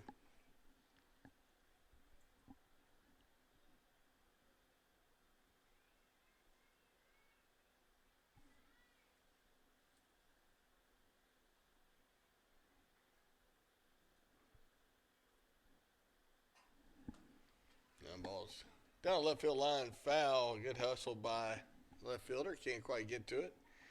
I'll send everybody back to where they started. We'll try that 1-2 pitch one more time.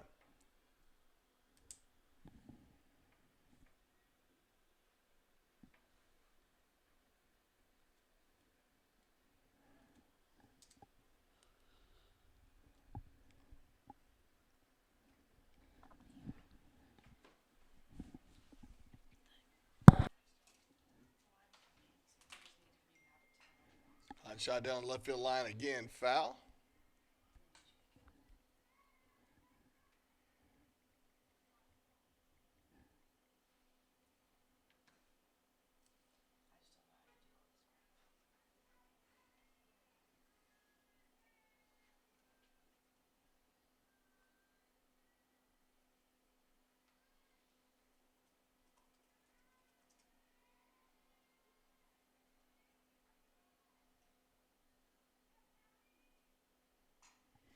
Hot shot lifted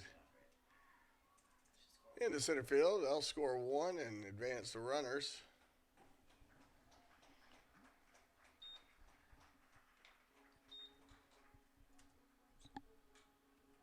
Next at bat, Carly Kennard.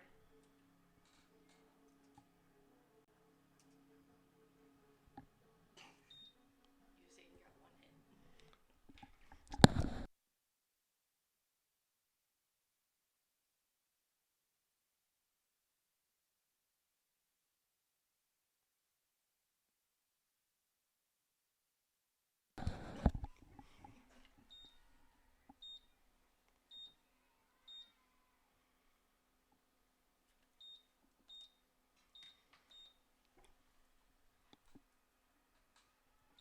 Swung on and foul for strike one.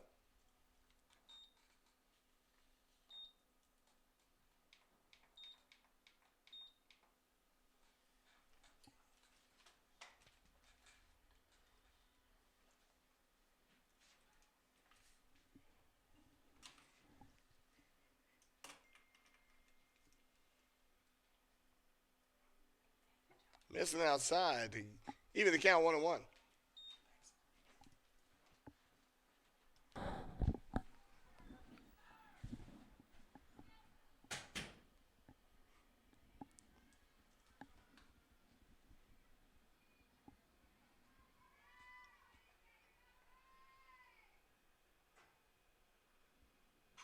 Hot shot in the middle by Carly Kennard. And that's going to end the game, folks. And that will end it.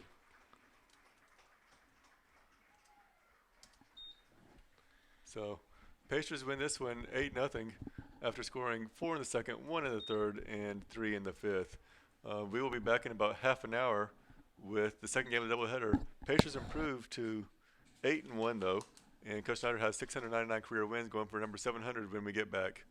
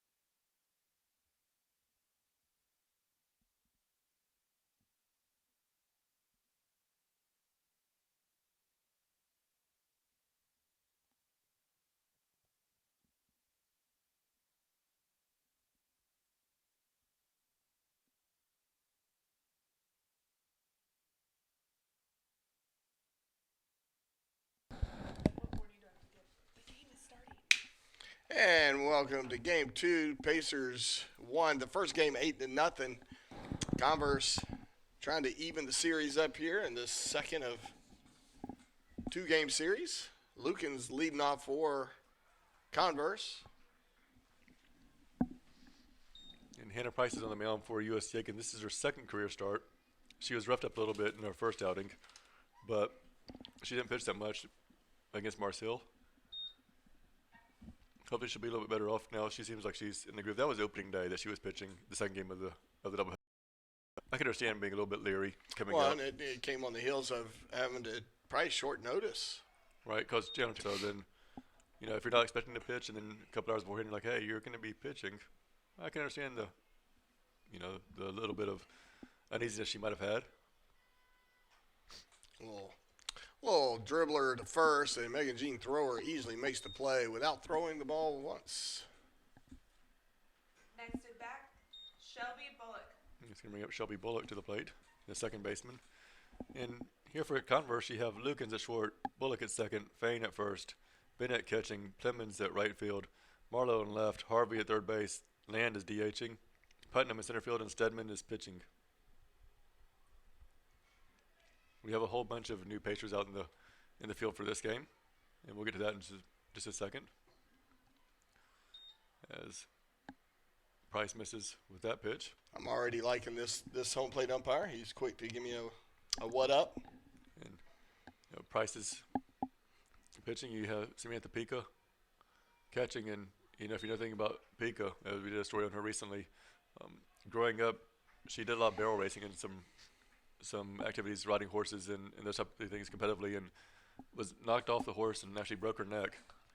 And gratefully, she's able to still sit there and compete and play college athletics. They said if it had been a quarter of an inch one way or the other, she would not have been able to walk. So I mean, it's a great job by her to go through everything and still come out on top and be able to be a college athlete now. That's one of those stories that makes sports so great. Yes. 2-2 the count. We still have Magazine throw at first and Julianne Leduc at second. Timmerman is shifted over to shortstop with Chubb rounding out the infield at third base. Leduc fires it over to Thrower for the easy out, 4-3. In right field, you're going to have Next at bat, Kelly Shealy. Savannah Fain. Center field, who else? Sarah Monti. Sarah Monti. Would you ever take her out? No. I didn't think so. In left field, you have Carly Kennard getting her first start.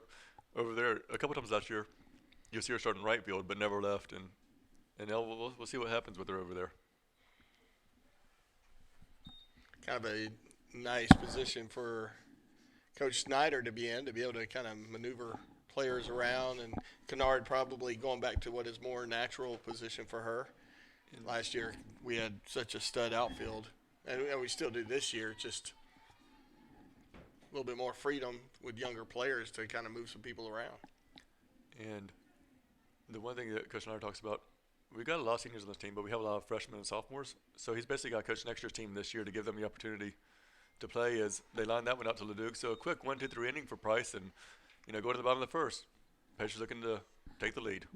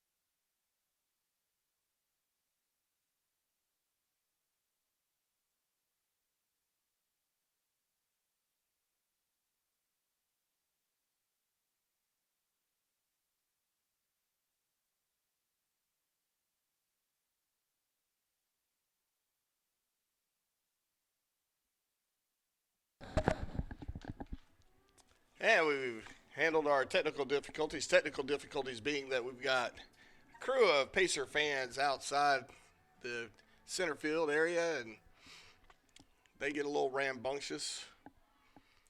But Cindy Kate Murphy's going to get us started right here.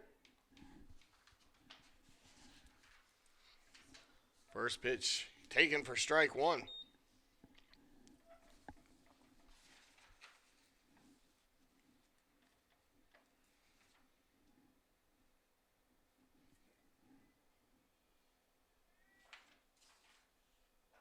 That ball missed an outside, even the count 1-1.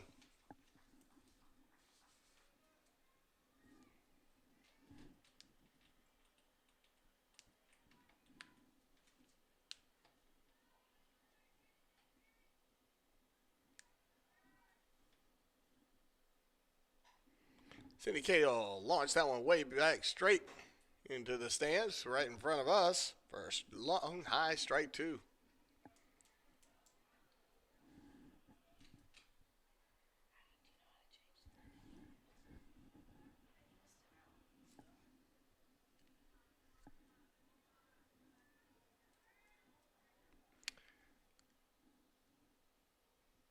So the 1-2 pitch.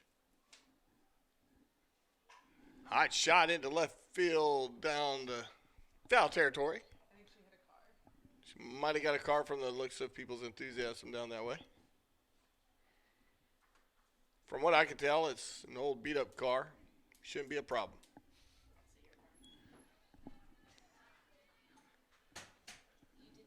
So the 1-2 pitch.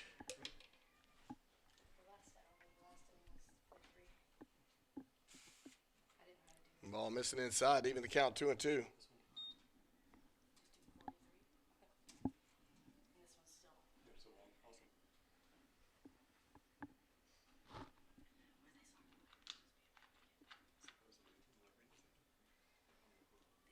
The 2-2 pitch. That one lifted back, and with it play, catcher unable to get to it, and third baseman trying to back her up. Was unable to get it. Tough play for the catcher.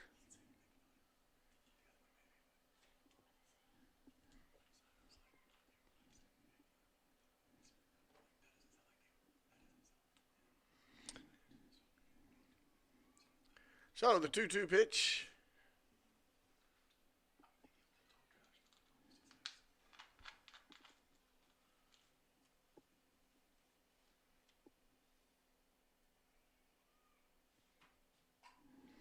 Launches that one in left field, right in the gap. Left fielder's going to range over and get that for an easy out, number one.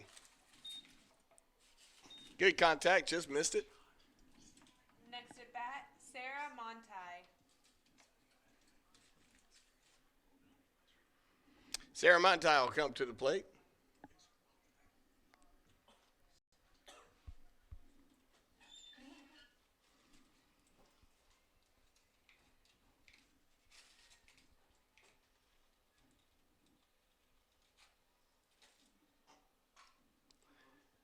A little too hopper to short.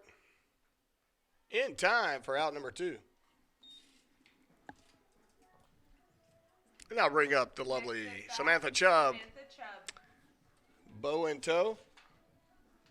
Hidden by her helmet. I meant to catch up with her between games. Ask her about her bow. Get a more up close look.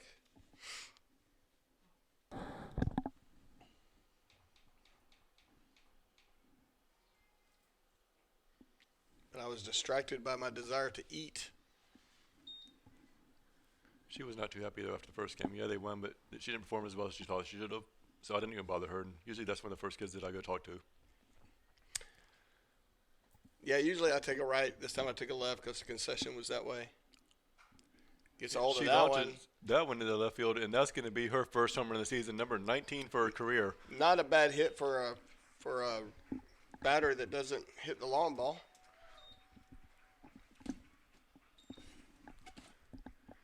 And it's nice to see her get back on track where, you know, she talks about not the long ball hitter, like she said, and was only 21 behind Jessica Strickland for the USC Aiken career lead. I was kind of hoping she'd take her helmet off right there because I could see pretty clearly She's keeping her helmet on. Next at bat, Hannah Price. Which is ironic because you see if Brielle Jungblatt crosses home plate, she jerks her helmet off immediately, so she's not hit on the top of the head. She's like, that just hurts too much for her. And Is that really true? I've yeah, never heard that. That's what she says. So Well, that's going to bring Hannah Price up to the plate. And- That's interesting. Well, and I noticed that Chubb was kind of ducking. and we don't want to mess up the hair bow. Absolutely not. Not if you want to live. But Hannah Price steps to the plate, and she's been on fire this week.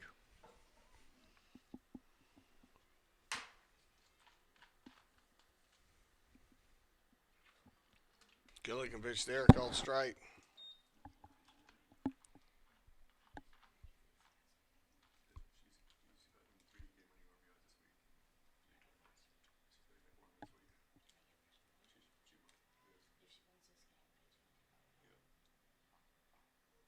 Good looking pitch there for strike two.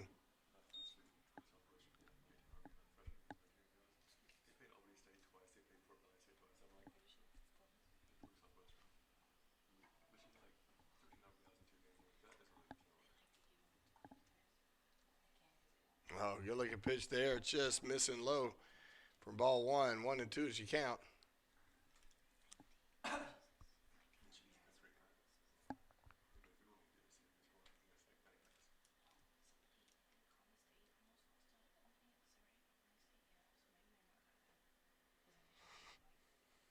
And she'll take that one off the left hip, and that'll be a free pass.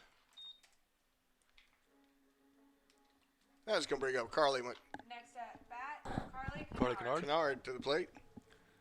She's a local product here.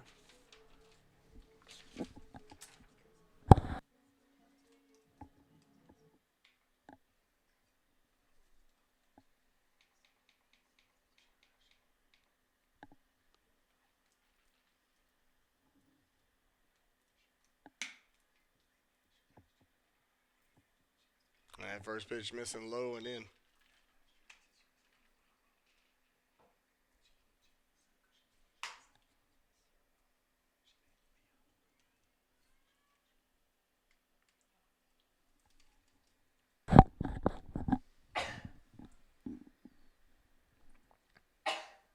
The 1-0 pitch. Flared. Out of play. Right field line.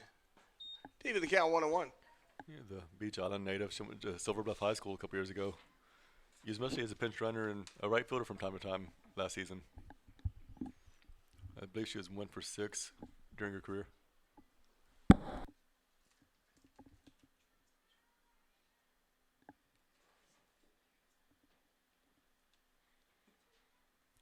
Pitch called strike, catching the inside corner of the plate.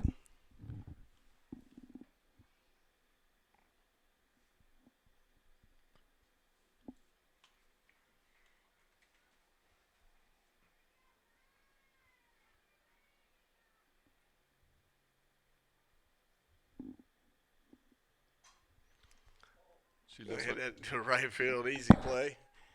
But not before the Pacers get one on the board. Take a commanding 1-0 lead going into the top of the second. We'll be right back right after this.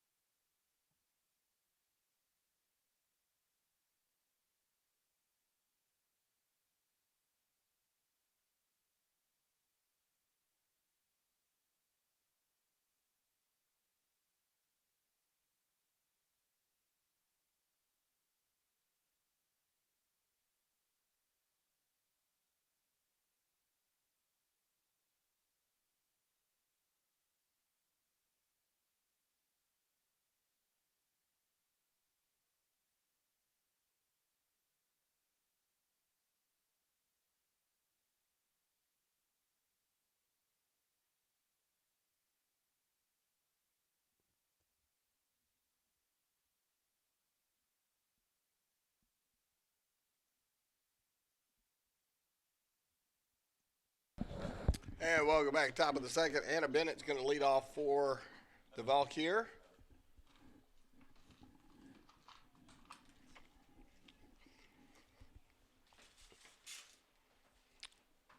Well, hair maintenance issues on the infield with Maggie Jean Thor. She seems to have gotten everything worked out. So all is well.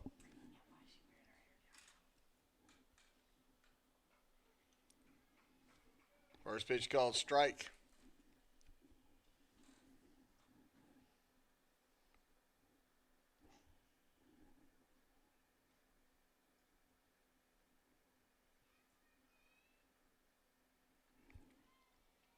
Pitch missing low.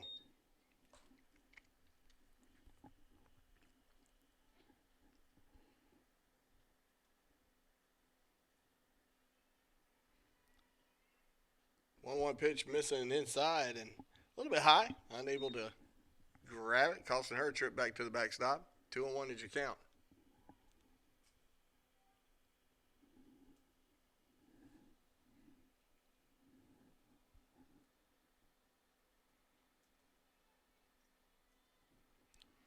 Off-speed pitch, missing.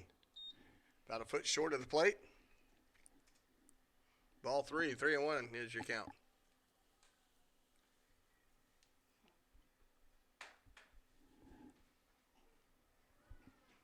Count is full on that called strike on the outside edge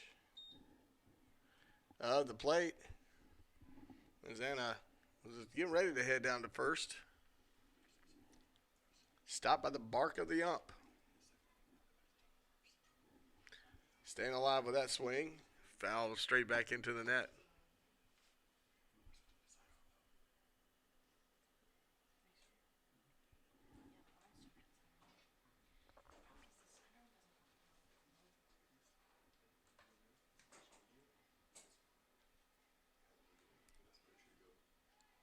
Off-speed pitch just misses, and she'll take a pass to first.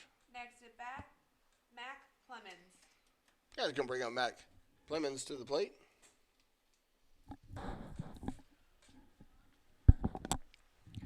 Clemens is the right fielder who has made some good plays in the first game today, so we'll see what she can do with her bat right now.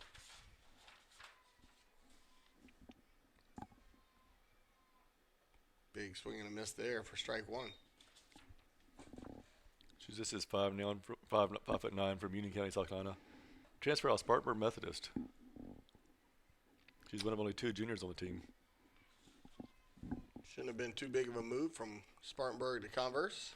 Not at all, and you only have 2 upperclassmen really on this team. But this is, like we said, this is a first-year program that is going to put the pieces together, and they're a scrappy bunch, and they're just going to get better and better throughout the year. Have a couple wins already, which is always good to see for a first-year program.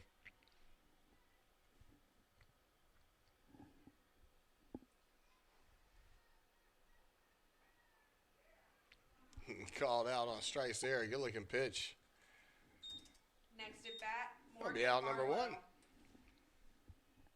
Just going to bring up the left fielder. This is it. She's listed as an outfielder / pitcher. 5'7" freshman from Merle's Inlet, South Carolina. And one thing you notice about USC Aiken's catcher, every time she receives a pitch, she's up and looking to throw it back down to first base if they catch her a little bit too far off the bag. And she does it even with a lefty in the box. She's safe. She must have heard me talk. So Winner won the count with 1 away here in the top of the second inning. Pacers leading 1-0.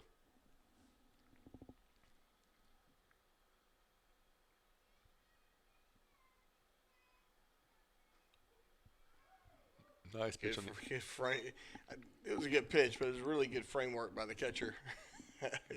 She pulled that back in pretty quick. Pika, formerly known as Peekaboo, Pikachu. I mean, anything they can go with Pika, we call her. As that one misses high. 2-2 the count from Price.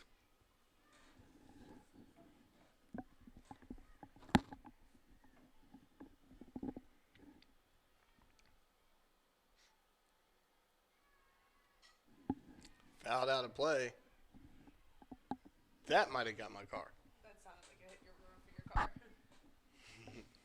Yeah, it wouldn't hit mine because mine's parked in another parking lot. I'm over Well, there. I'm over there about where the student activity center is. I have a plastic top. Hit away. Off speed. Can't get her to chase. Count as full. That was probably one of the slowest pitches I've seen in a while.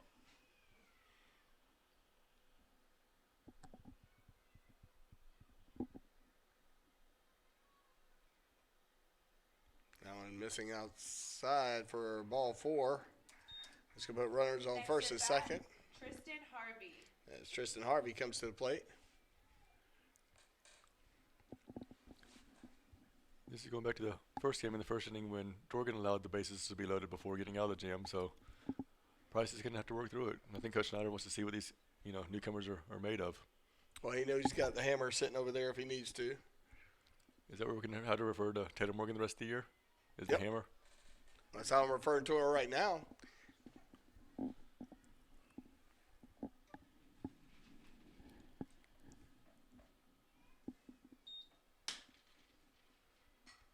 The chopper to third. Chubb throws it to second for the force. Now put runners on the corner. Young lady at third looks pretty gingery getting back up. She's going to She's walking that off. Might want to work on her sliding technique a little bit. Next at bat, Kelsey Land. Yes. I believe that was Anna Bennett over there on third base, but she looks like she's good to go. no. Coach tells her, "You're a softball player. You're not supposed to cry." There's Rub a no little dirt on it. there's no crying in softball. Or is it baseball? I had to turn the microphone on. I believe I hadn't had the microphone on when you said that. So Price I think we would have gotten some more reflection parents. Price fires one in there for a strike. Breathe, not breeze up.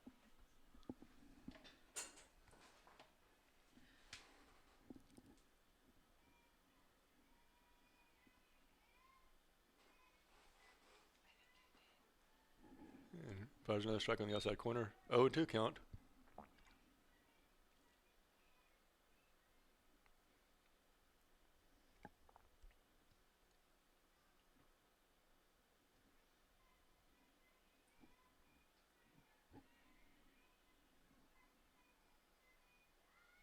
Runner's Good going on job. that one. And they've got runner in the, so And they it's- get her at the plate.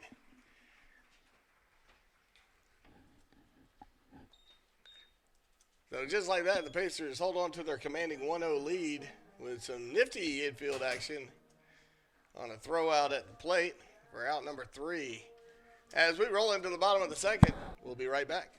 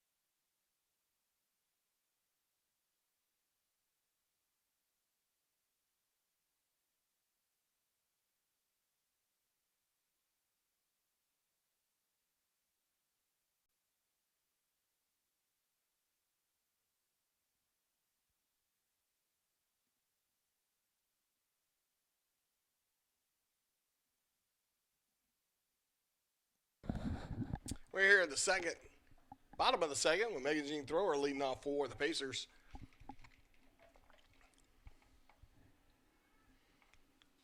Starting pitcher for game one for Converse is now coming into pitch. She misses there with the ball. One other count to Thrower. But it's got to be a tough day when you've pitched pretty much the whole first game and come back in and are asked to pitch again, and Thrower slaps one up the middle for a single. Nice shot right back up the middle at the pitcher. Not much of a chance to get to that ball.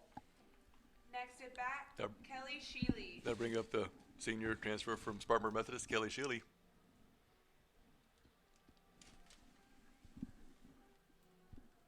And she's a stats guru. She asked about scoring in the first game, and I was like, "You won though. That's the first thing that matters." And we had it right, but she just wanted to double check on something. Big swing and a miss there, but Megan Jean's going to find her way racing to second. Good hustle. I think it was a hit and run though, because Megan Jean was taking off from the start. Worked out well. She's now on second, and Sheely's got an 0-1 count.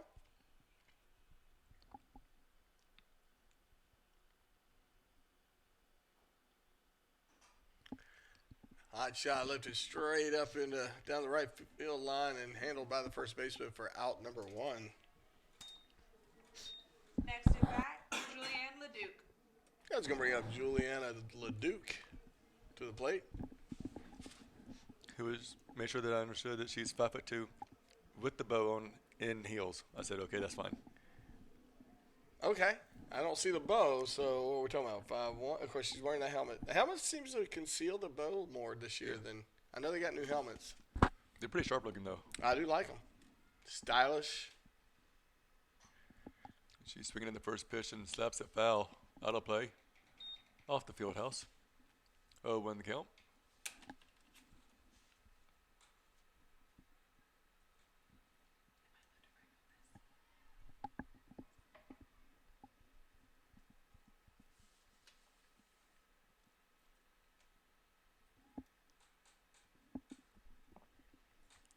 The 0-1 pitch. And that's going to score Megan Jean Thrower. And that's nice to see Thrower score, as she struggled to start the season, but she's coming on strong now. It's going to make it 2-0 now. Next at bat, Samantha Pica. And that's going to bring up the catcher, Samantha Pica. Very unique. Has a very unique walk-up song, one I haven't heard from before, but teach their I know own. that jam. I know that jam. Well, she's a freshman, so she's, Bringing some fresh flavor to the sound. and the dude looks like she's going to run, but I think she's trying to taunt, not taunt, but just induce a throw. Just getting in her head, trying to get the pitcher's head in a bunch of different directions. She looks like she's getting ready to take off on a race here in a second. Fouled straight back. Pica's quickly behind 0-2. It's funny, you see a lot of the upperclassmen who are 5'9", 5'10", and have a lot of muscle, but then you see a lot of these freshmen that look like they're about 5'0", 100 pounds. But they can put some power into the ball. Mm-hmm.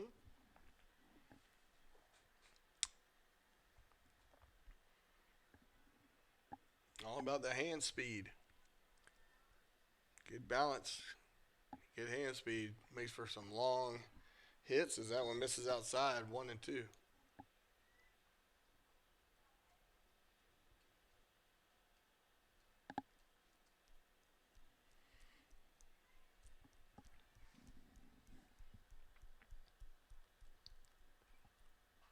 She fouls that one back, still 1-2, with USC Aiken leading 2-0 here in the bottom of the second. I already have one run in, but looking to add another.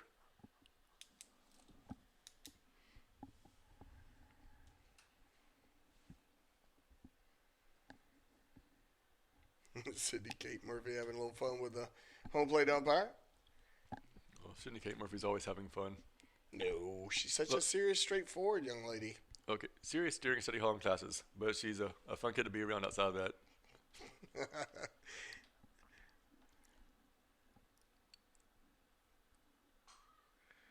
Hot dribbler down third baseline, not going to make it to the halfway mark. Cal State 1-2. It's kind of like when I go bowling half the time. Looks good for a second and then just rolls into the gutter.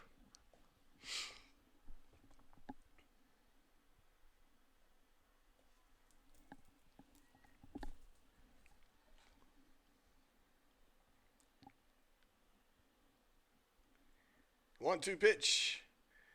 Fouled straight back into the net. Good battle between both Stedman and Pico. Mm-hmm. Well, neither one of them have really seen each other. No, I mean, So it's kind of a see what you got kind of moment.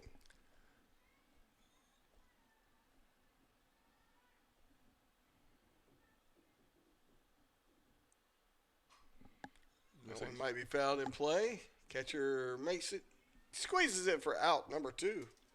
so Stedman gets the best of her, but it's going to bring back up Sydney Kate Murphy to the plate. Next at bat, Sydney Kate Murphy.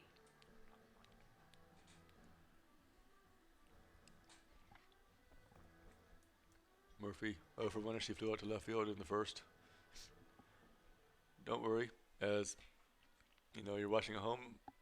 Her mother down here is getting a video of it as well, so have 2 different angles for this for her family when she gets back home to Ohio. Because her dad's probably still asleep on the couch. But you know, he could be on shift today too. I mean, working at the fire station, the firehouse. I mean, you know, we appreciate all that he does for that community and for everyone there. I'm sure all of our family is watching as well.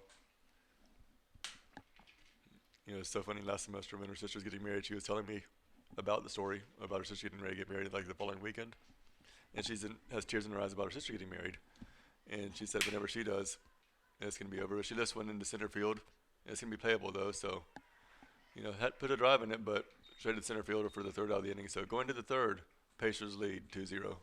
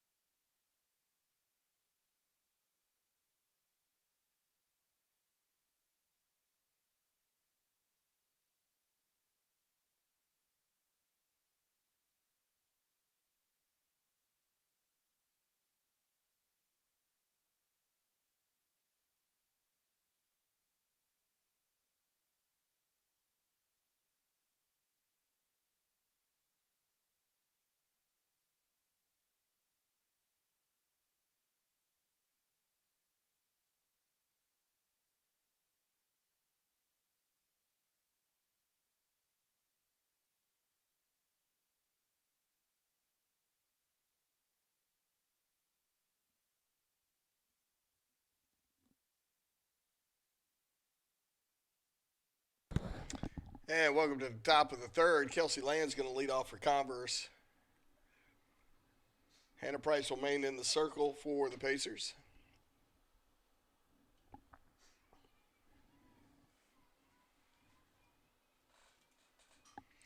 She's going to foul that one off the tip of the bat. You see Landon there as a DH today, but she also pitched a little bit in the first game for the first time this season. So she's a very versatile student athlete they have over there. Kind of like our Hannah Price. Absolutely, DH and pitching, and I don't know what she'll play in the field, or she will, but definitely a kid that has potential. That changeup is nasty. She gets that thing working for her. Comes off just like her fastball and is about 20 miles It per hour just kind slower. of floats there. It's actually really impressive.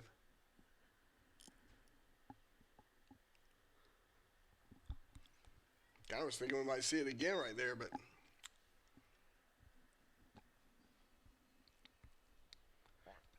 It'd be hard pressed, I think, to see that pitch again for this particular batter. little high chopper to second. Quick throw to first for out number 1. And bring up Bree Putnam. Next to bat, Bree Putnam.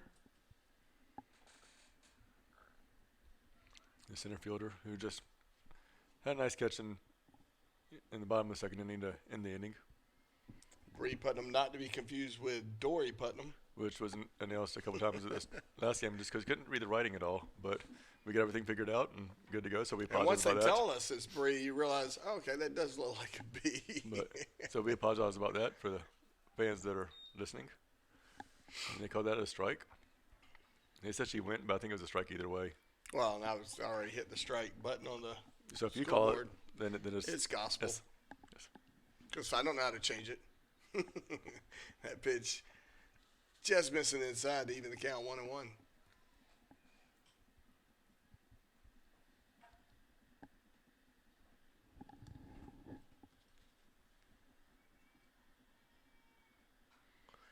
Fouled that one into the net. Count is 1-2. Probably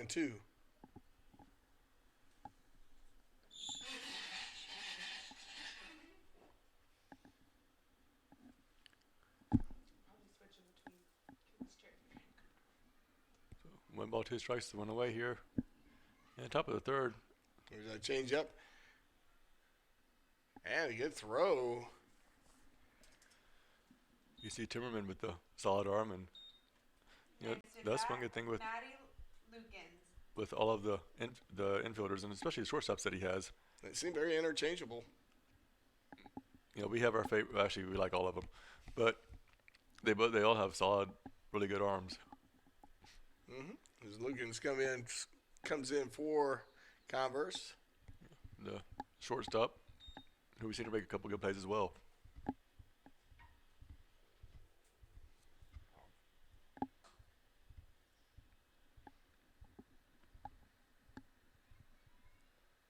Squares weird on button, pulls it back. 2-0 the count.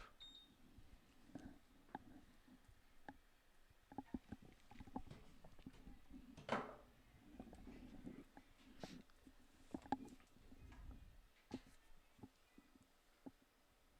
misses low and away 3-0.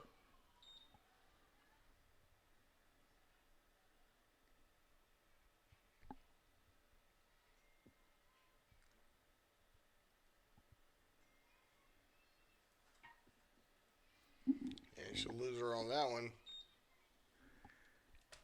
Oh, free pass with 2 outs.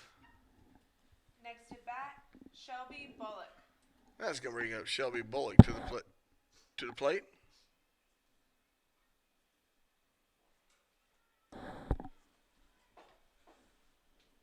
And Bryce gets the sign and rearranges the ball in her hand, and here's the pitch. Called strike on the outside corner, 0-1. And Bullock rounded out to LeDuc in the first inning, 4-3.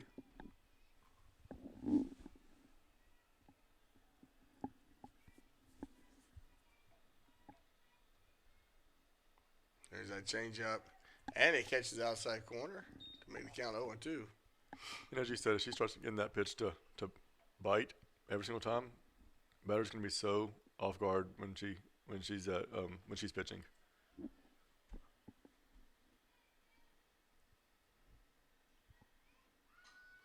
Runner was going on there, possible hit and run, and fouls it back. It still stays 0-2.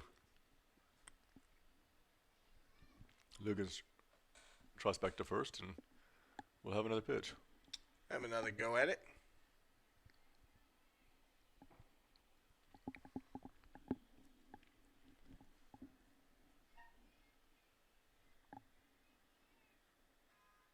Good looking pitch.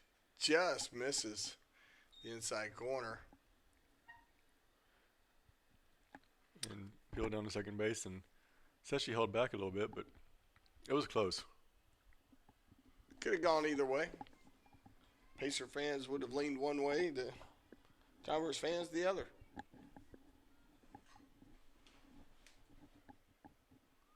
Nice little bang bang play to first to retire the side. We'll be heading to the bottom of the third. Pacers lead 2-0.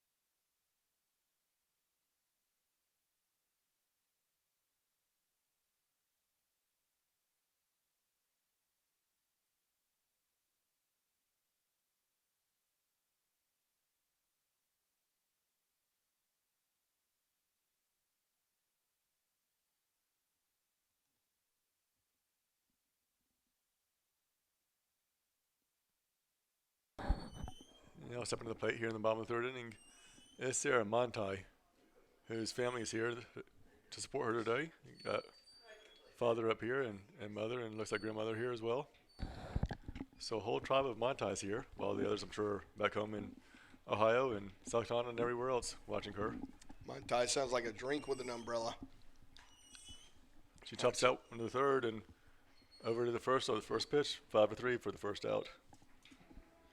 That's going to bring up Samantha Chubb, who homered in her first at bat, recorded her first home run of the season. Sarah Montai is used to being a little bit more offensive on the offensive side of things, and I know she's frustrated, but she just keep at it. It'll come. Absolutely. I mean, she's hitting the ball well, just right at people today. And sometimes that happens. Mm-hmm. Even the best hitter of all time only hit 357. Chubb goes high into left field for out number 2. 2 pitches, 2 outs. That's pretty impressive. Definitely makes life easier on the pitcher. If I'm Hannah Price, I at least don't swing at this pitch. Just to make her throw a fourth pitch. Absolutely. But the players must be seeing something to be able to swing on the first pitch and be aggressive like that. Mm-hmm. They think they can take advantage of Stedman. But she's done well so far today. And in this game, and giving up 3 hits. You know, one was the homer, but you know, again, other than that hit, the others were not hard hit at all. Just give up blue hits, and That's a hot shot.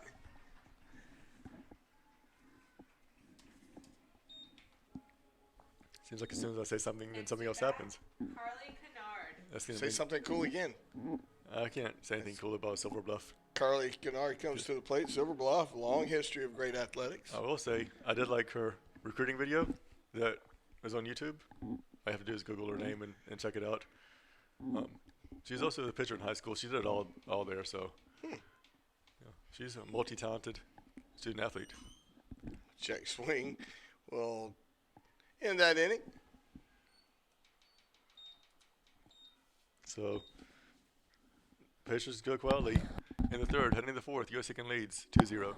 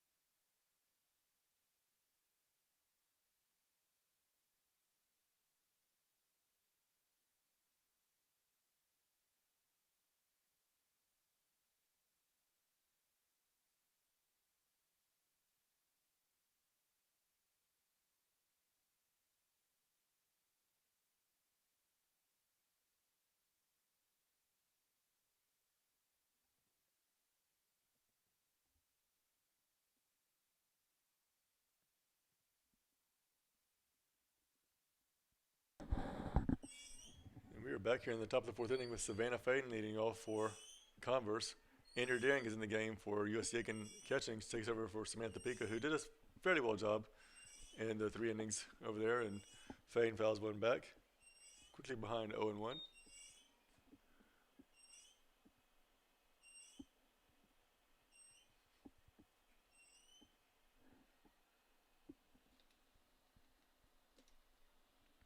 Price gets the sign.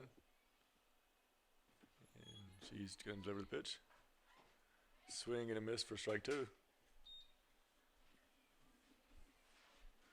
And right now you got the wind blowing left to right, fairly strong.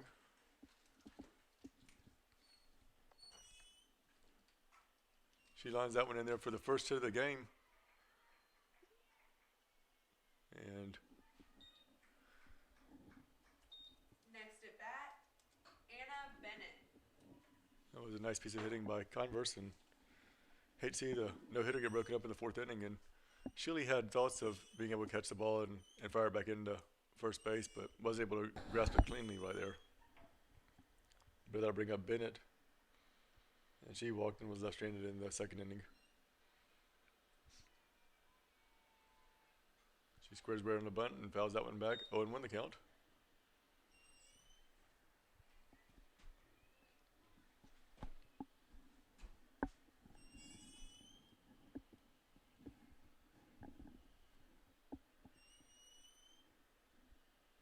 And she's back in the batter's box now.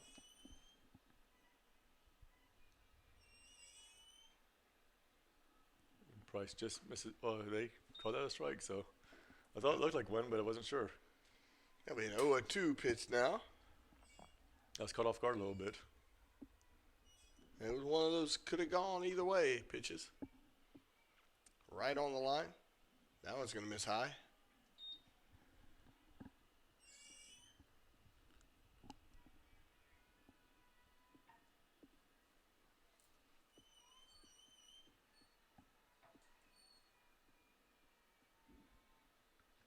Change up, not hitting the spot. 2-2 the count.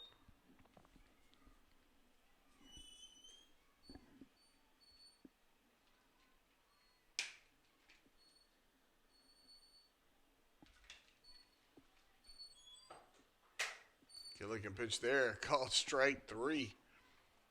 Great looking pitch. Next at bat, Mac Clemens. It's her second strikeout of the game, and first one came against Clemens, who's now at the plate.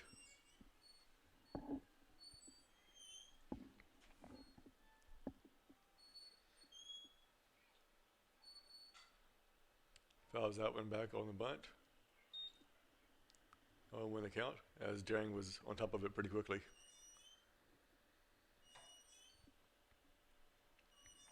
You could just tell Daring was ready to pounce on the ball. With those cat-like reflexes sometimes that she has. Good looking pitch there. As it fools the batters. 0-2.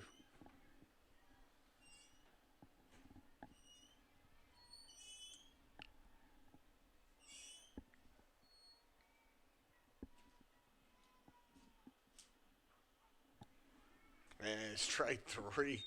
2 straight Ks. And she's Next getting at that bat, pitch on the Morgan outside corner, Marlowe. and it's working well. Trent Marlowe, who walked in the 2nd inning. Sorry, Marlowe, excuse me.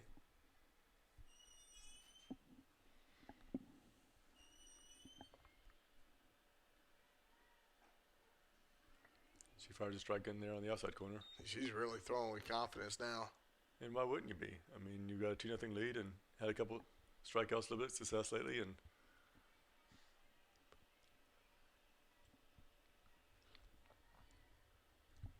That one just missing. a quick throw to first, and Fain is back safely.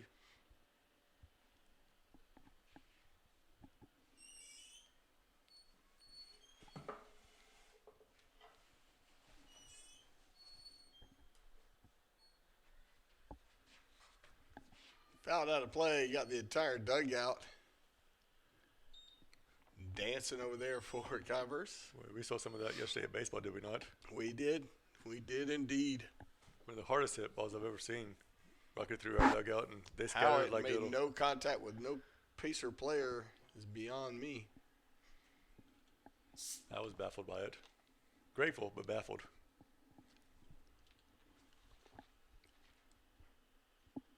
And Daring tries to get the pitch caught on the outside corner, but umpires having none of that. So twos across the board: 2 balls, 2 strikes, 2 outs. Deuces wild. Yeah, 3 of a kind. Working on a full house. That should be a song. Never. Maybe country. That one fouled out of play. Just to stay alive.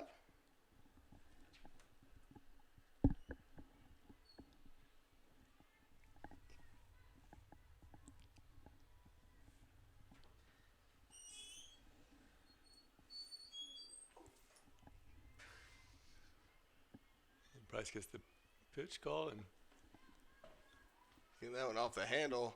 That would have taken an amazing play by Timmerman to make that throw. Chubb tried to get it. It's deflected. so Next definitely a is hit. that Tristan Harvey. So you've got 2 on with 2 outs as Harvey comes to the plate, and she ground to a fielder's choice in her first at bat. Looks like the home plate umpires wanting to talk to the field ump. And while they did that, we were going to take a quick break. We'll be back in just a minute.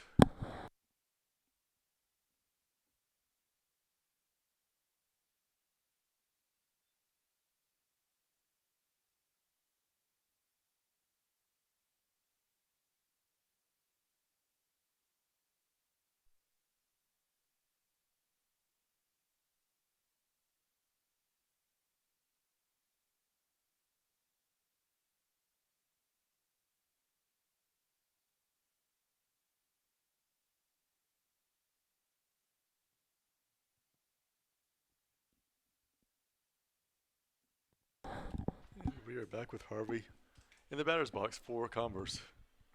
And Price fires a strike on the outside corner. 0-1 the count. Runners on first and second for Converse. They got a little something going here. Have a chance to slice into the lead, tie it, or take the lead. As she slices that one foul, 0-2 the count.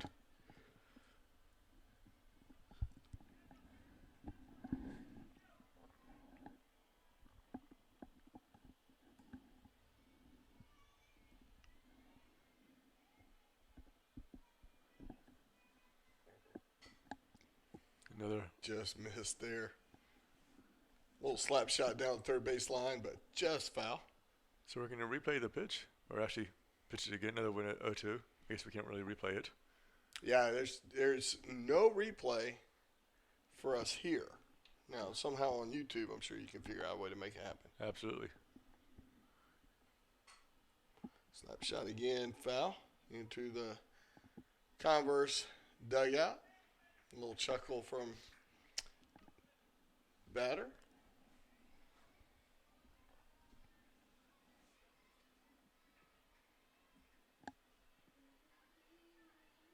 Still, count remains 0-2.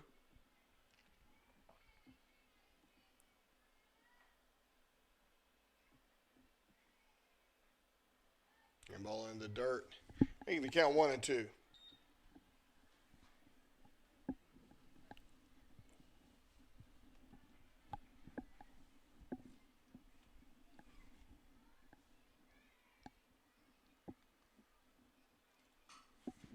Little flared shot to Samantha Chubb. She'll make the throw.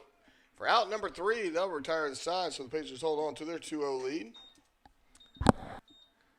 As we go to the bottom of the 4th, 2-0. Pacers on 4 hits to their 2. We'll be right back.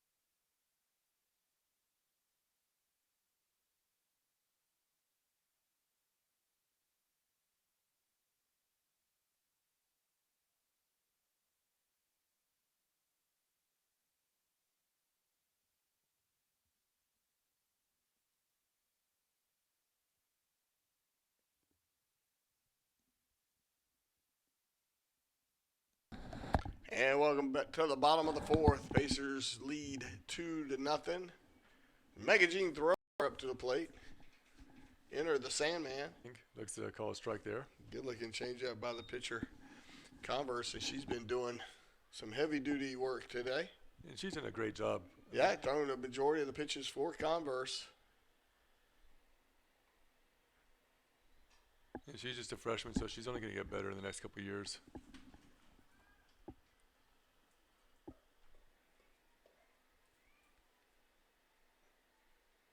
Stedman, she's only 5'3", out of Roebuck, South Carolina, at a powerful Dorman High School, and that's when if you cross the interstate down there, you will see their facilities are just amazing from the interstate. It looks like something almost like a SEC school would have.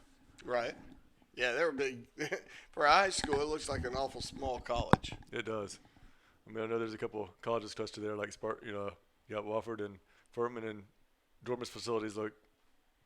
Well, you got Converse. As far as football facilities go, I say the Dorman looks better than those football facilities over there in the region. Well, Dorman actually wins a lot. Not to knock Furman and Wofford. I mean, they're very competitive, and even Presbyterian and Gardner Webb through there. But there's Dorman puts a lot into their athletic programs over there. Good looking pitch there, catching the outside edge for strike 3. Next at bat. So it's going to bring up the senior transfer from Spartanburg Methodist, Kelly Shealy. So she may know a few of these young ladies. Absolutely, and Shealy's one that hit over 20 home runs during her career at Spartanburg Methodist, and so she got a little pop in her bat.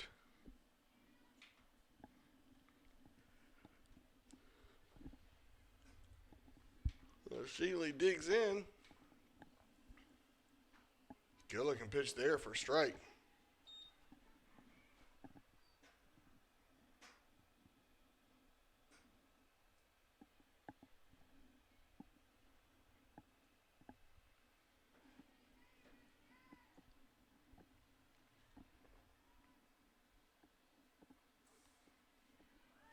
Catching the inside edge.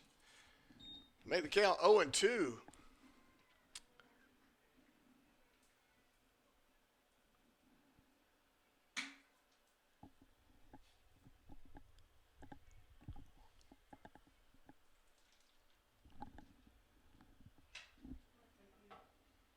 The 0-2 pitch, low and outside. 1-2 now.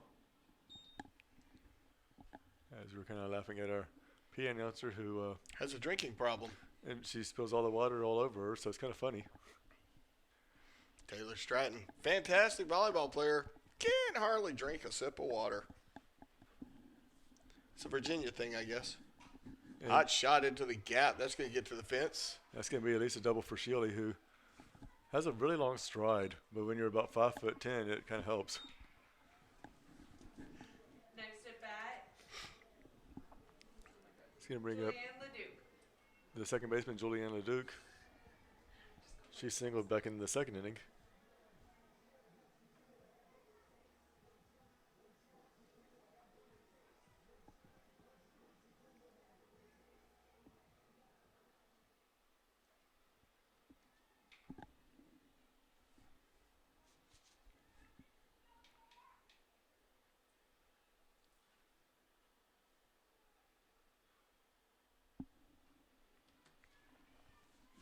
First pitch called strike.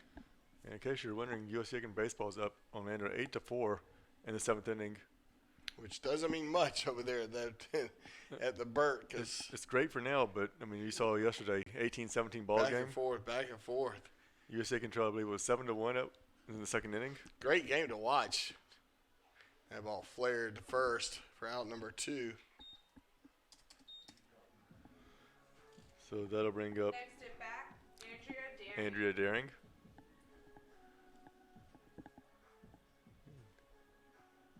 My brother ran for class president in high school. His campaign motto was "Be daring, vote herring." Oh. She could use the same one. She could. Be daring, vote daring. Daring takes the ball outside. 1-0 the count. Run on second base with 2 out here in the bottom of the 4th. Pacers leading 2-0. USA can scratch run in the 1st and 2nd on 5 hits, and Converse broke up the no-hitter here in the fourth inning. Has a couple of hits so far.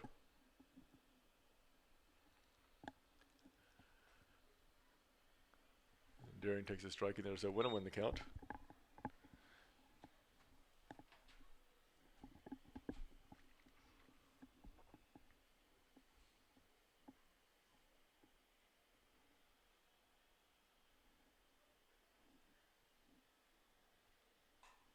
Good shot by Daring, but it's going to be right at the left fielder. Now retire the side. But the Pacers still hold on to a 2-0 lead as we go to the top of the fifth. We'll see you there.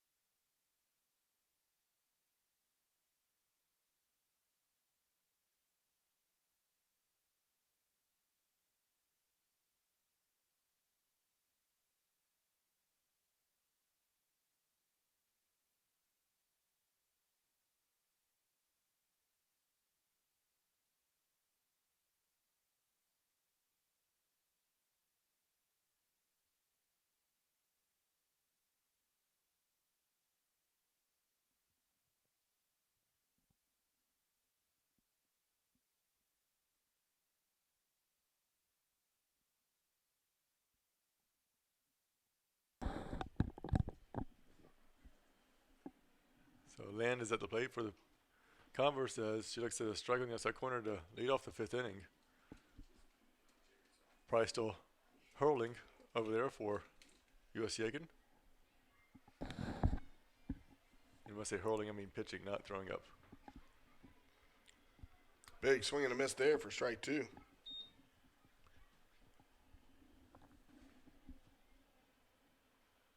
So 0-2 the count. And Price is looking for the sign from Daring, who gets it from Coach Schneider. Change up. 5-hole. As he goes right through the umpire's legs and Drea's legs.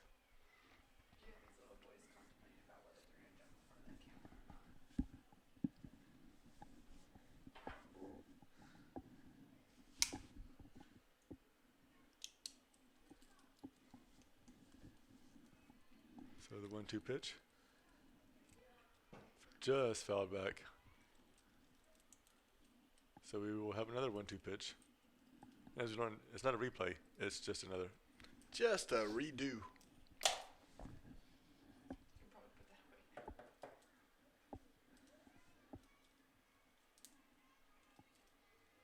that away. 1-2 pitch. Price with the windup. Andrew Daring keeping it from getting back to the backstop. That'll be a ball, two, to even the count.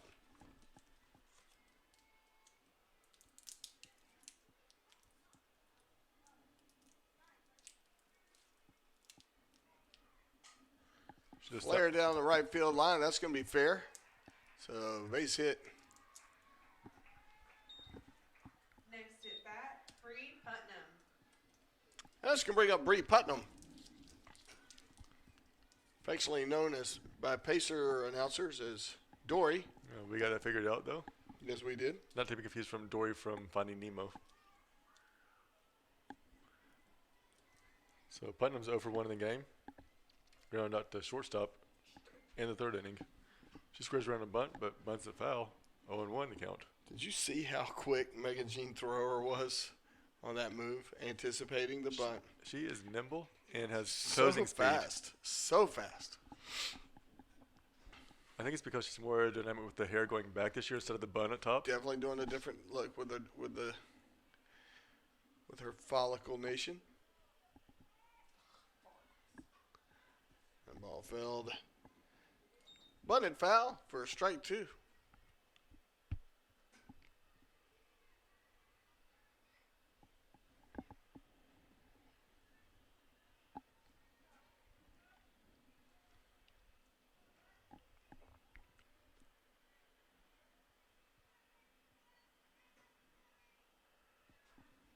Price missing outside with that pitch. 1 and 2 is your count.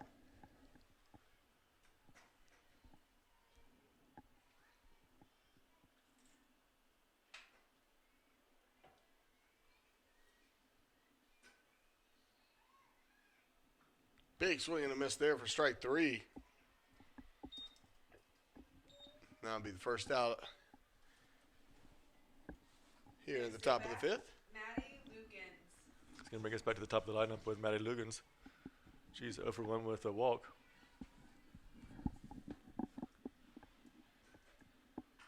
She chops that one to Leduc, who misplays it, and it bounces all the way to Montai in center field, and Montai's going to come up firing and drill the runner out at third base. That was a no-no. Somebody didn't check out the scouting report.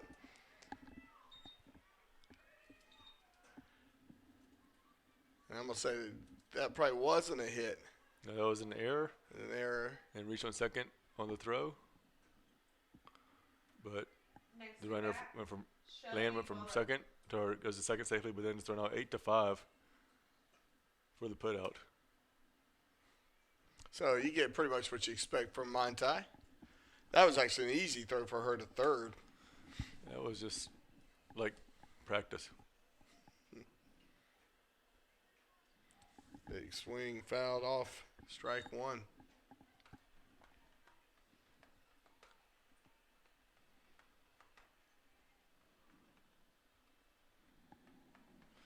And Leduc was trying to turn 2 on that play, so you saw that she tried to almost barehand the ball instead of using her glove and just getting the force out at second. But you have an extra out now, but the runner's at second base.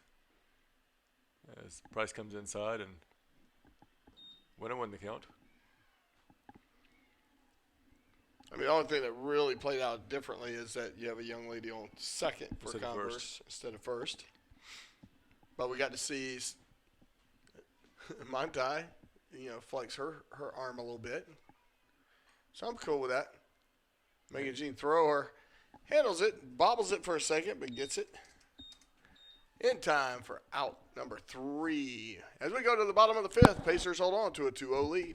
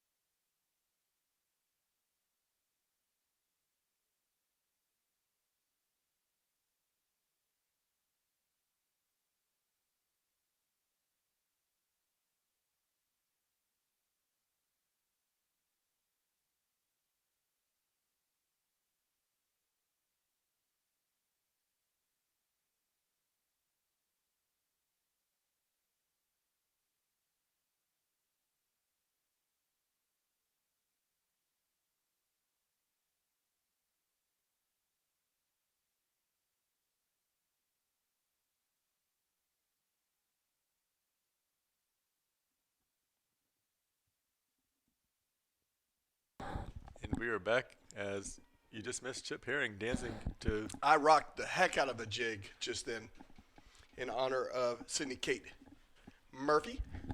She's 0 for 2, but she smashes that one about 200 feet. Was But a good-looking foul. you know, it's about 15 feet foul, so out in front just a little bit. No worries. Her mom is filming her at bat from a different angle. See, we need to break out another camera angle by next year. We'll just get we call this the Murphy angle.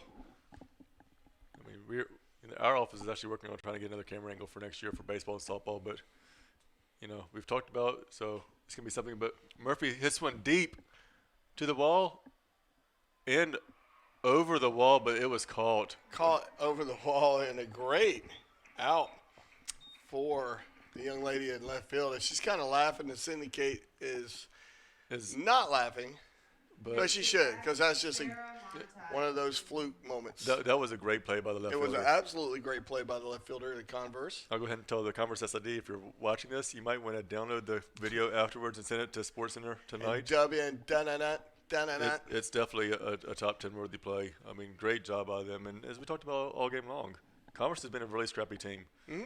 And they're going to. I'm not sitting comfortably on this 2-0 lead. No, not at all. As Montai steps to the plate, and Montai is still trying to figure out what's going on with her swing. Making good contact. hitting right to people. Just hitting it right at people. You've got a big field. Why do you hit it to right to where people are? Well, that tends to happen when you're stressing, and you got a bang play at first, and they're going to call her out for out number 2. I don't know about that one. I got to say, she looked pretty safe. Tie goes to the runner typically, but we have microphones. He has a whistle. Even Snyder's shaking his head. You rarely see much of an objection from Coach Snyder as Samantha Chubb comes to the plate. When Montai was already off the bag, it looked like. But, you know, I'm not going to say anything negative about the umpires. They do a fairly good job. He called it the way he saw it. And we saw it differently, but we saw it correctly. But, you know, going to Samantha Chubb now. She swings and fouls that one back. 0-1 the count. He's getting paid more for this game to call it how he sees it. So we just saw it a different way. But boy, don't I know that. It's going to go into the books as an out. So not much we can do about it. The 0-1 pitch. Good looking pitch, catching the inside edge for strike 2. Which I'm really surprised after she hit a ball about 225 feet in the first inning. That you would even go near the inside of the plate with her. No.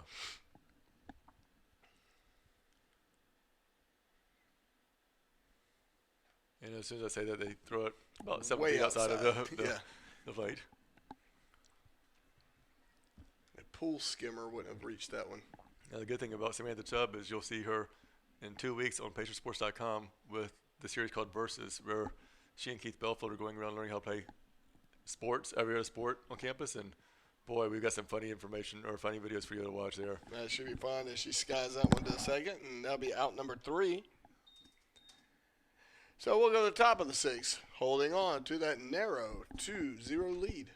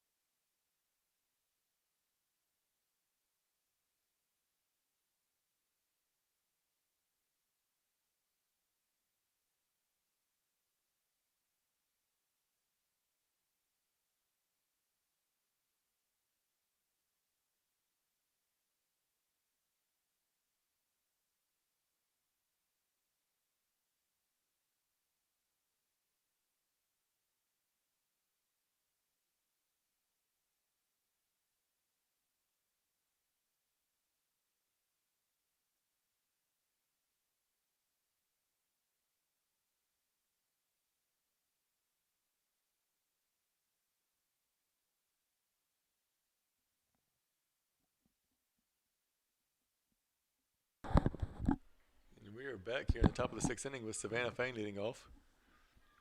Fain's 1 for 2. She singled. In the fourth, broke up the no-hit bid by Hannah Price. But she's going to take a strike right down the middle of the plate there.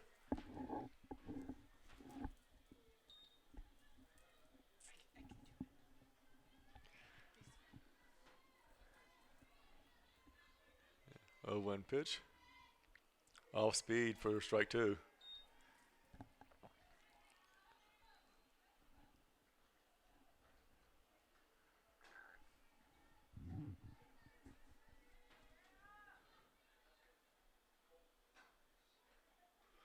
Three straight pitches and she's out of here. Nice pitch by Price for the strikeout. Next at bat, Anna Bennett. It's going to bring up Bennett to the plate. She's 0 for 1 with a walk. She struck out looking in the fourth inning.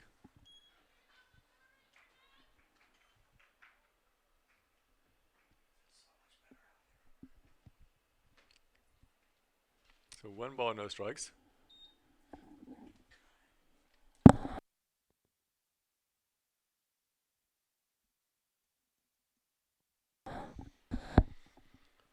And the 1-0 pitch is outside, 2-0. Taylor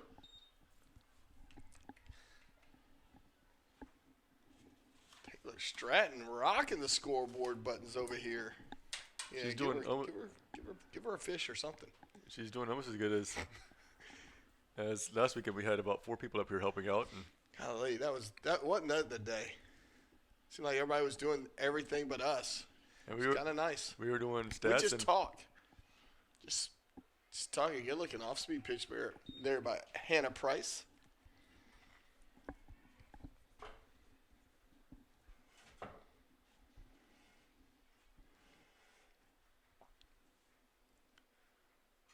fouls that one back. Count remains at 2-2. So the count's 2-2. But it's still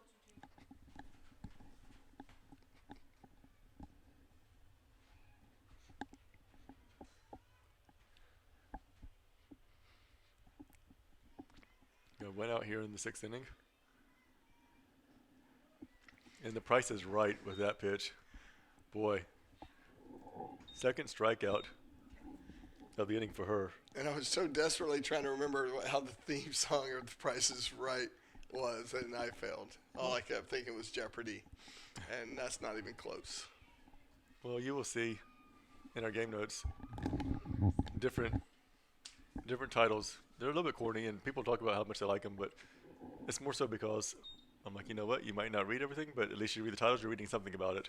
Something. So we always have like The Price is Right with Hannah Price.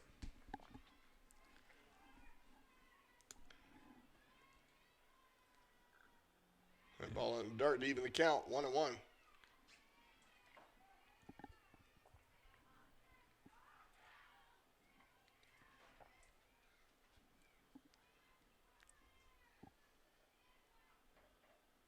And that changeup just eating her up. Good pitch. It looks like she was using a hacksaw or something on that pitch. I mean, It's just that fooled me. I mean, I really would love to get one of these pitchers. I know they're going to eat my lunch, but I just think it'd be fun to just see what it looks like in the batter's box.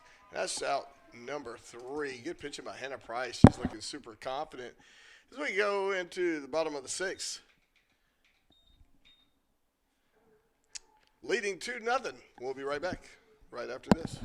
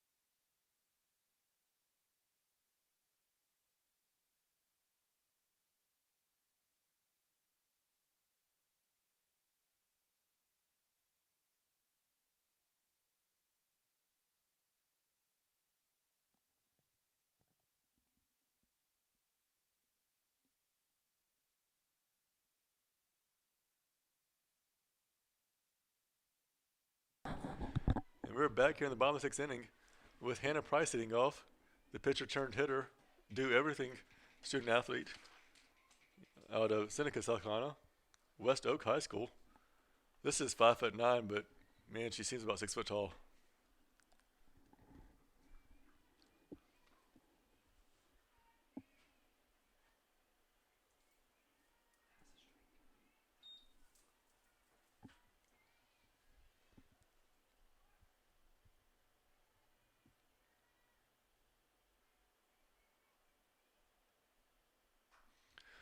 Bryce sends one high, but very playable in the shallow left field for the out as the shortstop was underneath it.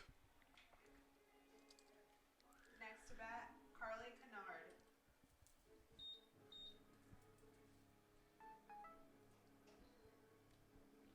Carly Kennard will come to the plate.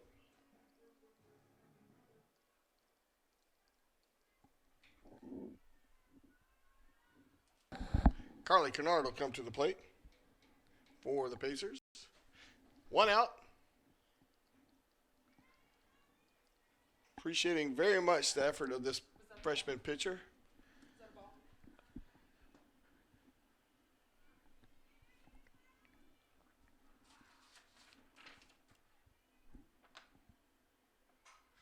And Kennard smacks one in the straightaway center field, about 200 feet, but right at the center fielder for the out. And that solves our dilemma on whether or not that was or was not a ball.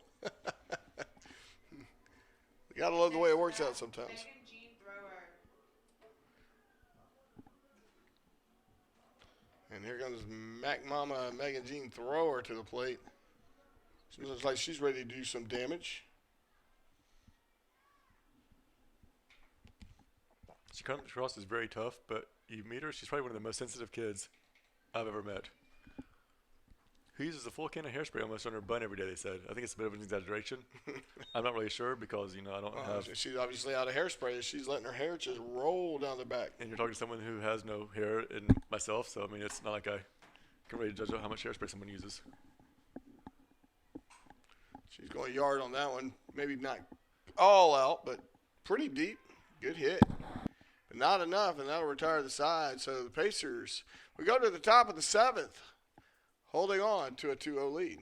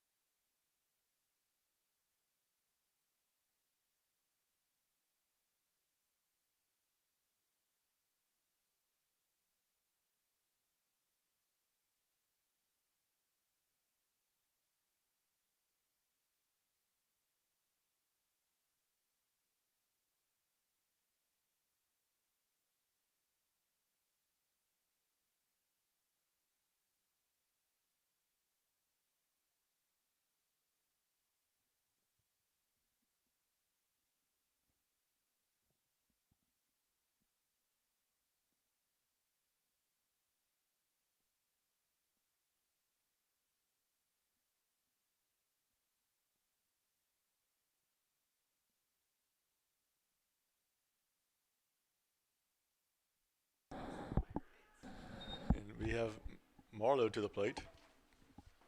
Not to be confused with Marley and Me, which is first our name I thought was Marley. Don't make me cry right now. Such a sad movie. It's not the time for me. Marlowe takes the first pitch strike, and she hits a hot shot to second. Easy. Not easy catch, but a great catch. She was about 2 inches off the ground on that catch. Her vert was up there. Her hang time was almost 0. It was impressive. Tristan Harvey. Might have been able to get a jump up underneath there, but either way, it's an out. So Tristan Harvey steps to the plate. She had whatever she needed to make that catch. She did it.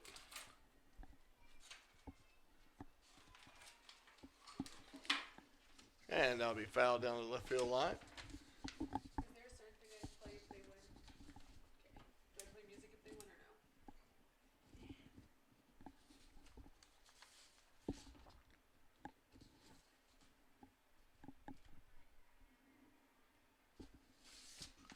no? Slaps that one back. That'll be her second strike. So they're down to the last 4 strikes. I like it. I like it a lot. Like it a lot. I'm not sure if you're trying to sound British or like Forrest Gump, but either way, it was pretty unique. No, it was Jim Carrey, actually. Okay, well, that was a nice piece of hitting over there. Chubb with a little bobble, but quick throw. What a cannon. A little third baseman. But she doesn't want everybody to know that she has such a strong arm because it'll take away from her princess complex. Wow, right. And we can't have that. So say, and with that win, congratulations to Coach Snyder on their 700th career win. And so Kelsey Land comes to the plate, and Pacers went out away from helping Coach Snyder win his 700th career game. Fouls that one back, and Coach Snyder dug it out of the way, going, "Somebody protect me." and And I'm not making that up. Like, I watched him. he said, I helped the clipboard. All his players, I give them credit. They were there to save him. That's the fastest I've ever seen Chandler Terrapin move. Yes, and what a picture of beauty, them protecting their ball coach. I don't know that I would get that benefit Like taking one in for the team. volleyball. Surely would have The 0-1 pitch. Change up. Catching her for strike 2. It was thrown yesterday and delivered about 450 on Saturday. Delivered today. We should see it sometime next week. That's pretty wicked. That would be a pretty wicked changeup. She Fouled straight back. So 0-2 the count, down to their final strike still.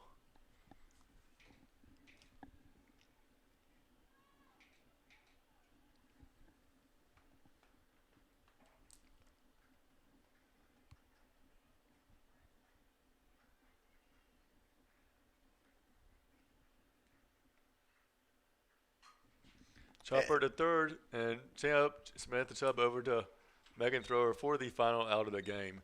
So good game for the Pacers. Good sweep. Congratulations to Coach Snyder on his 700th career win. And so, congratulations to Coach Snyder. We have a game on Tuesday that's away at Newberry, but we will be back on February 27th at 2 o'clock when USC Aiken hosts Francis Marion in the first Peach Belt Conference game of the season. So, folks, tune in to PacersSports.com for next week, and we will see you then.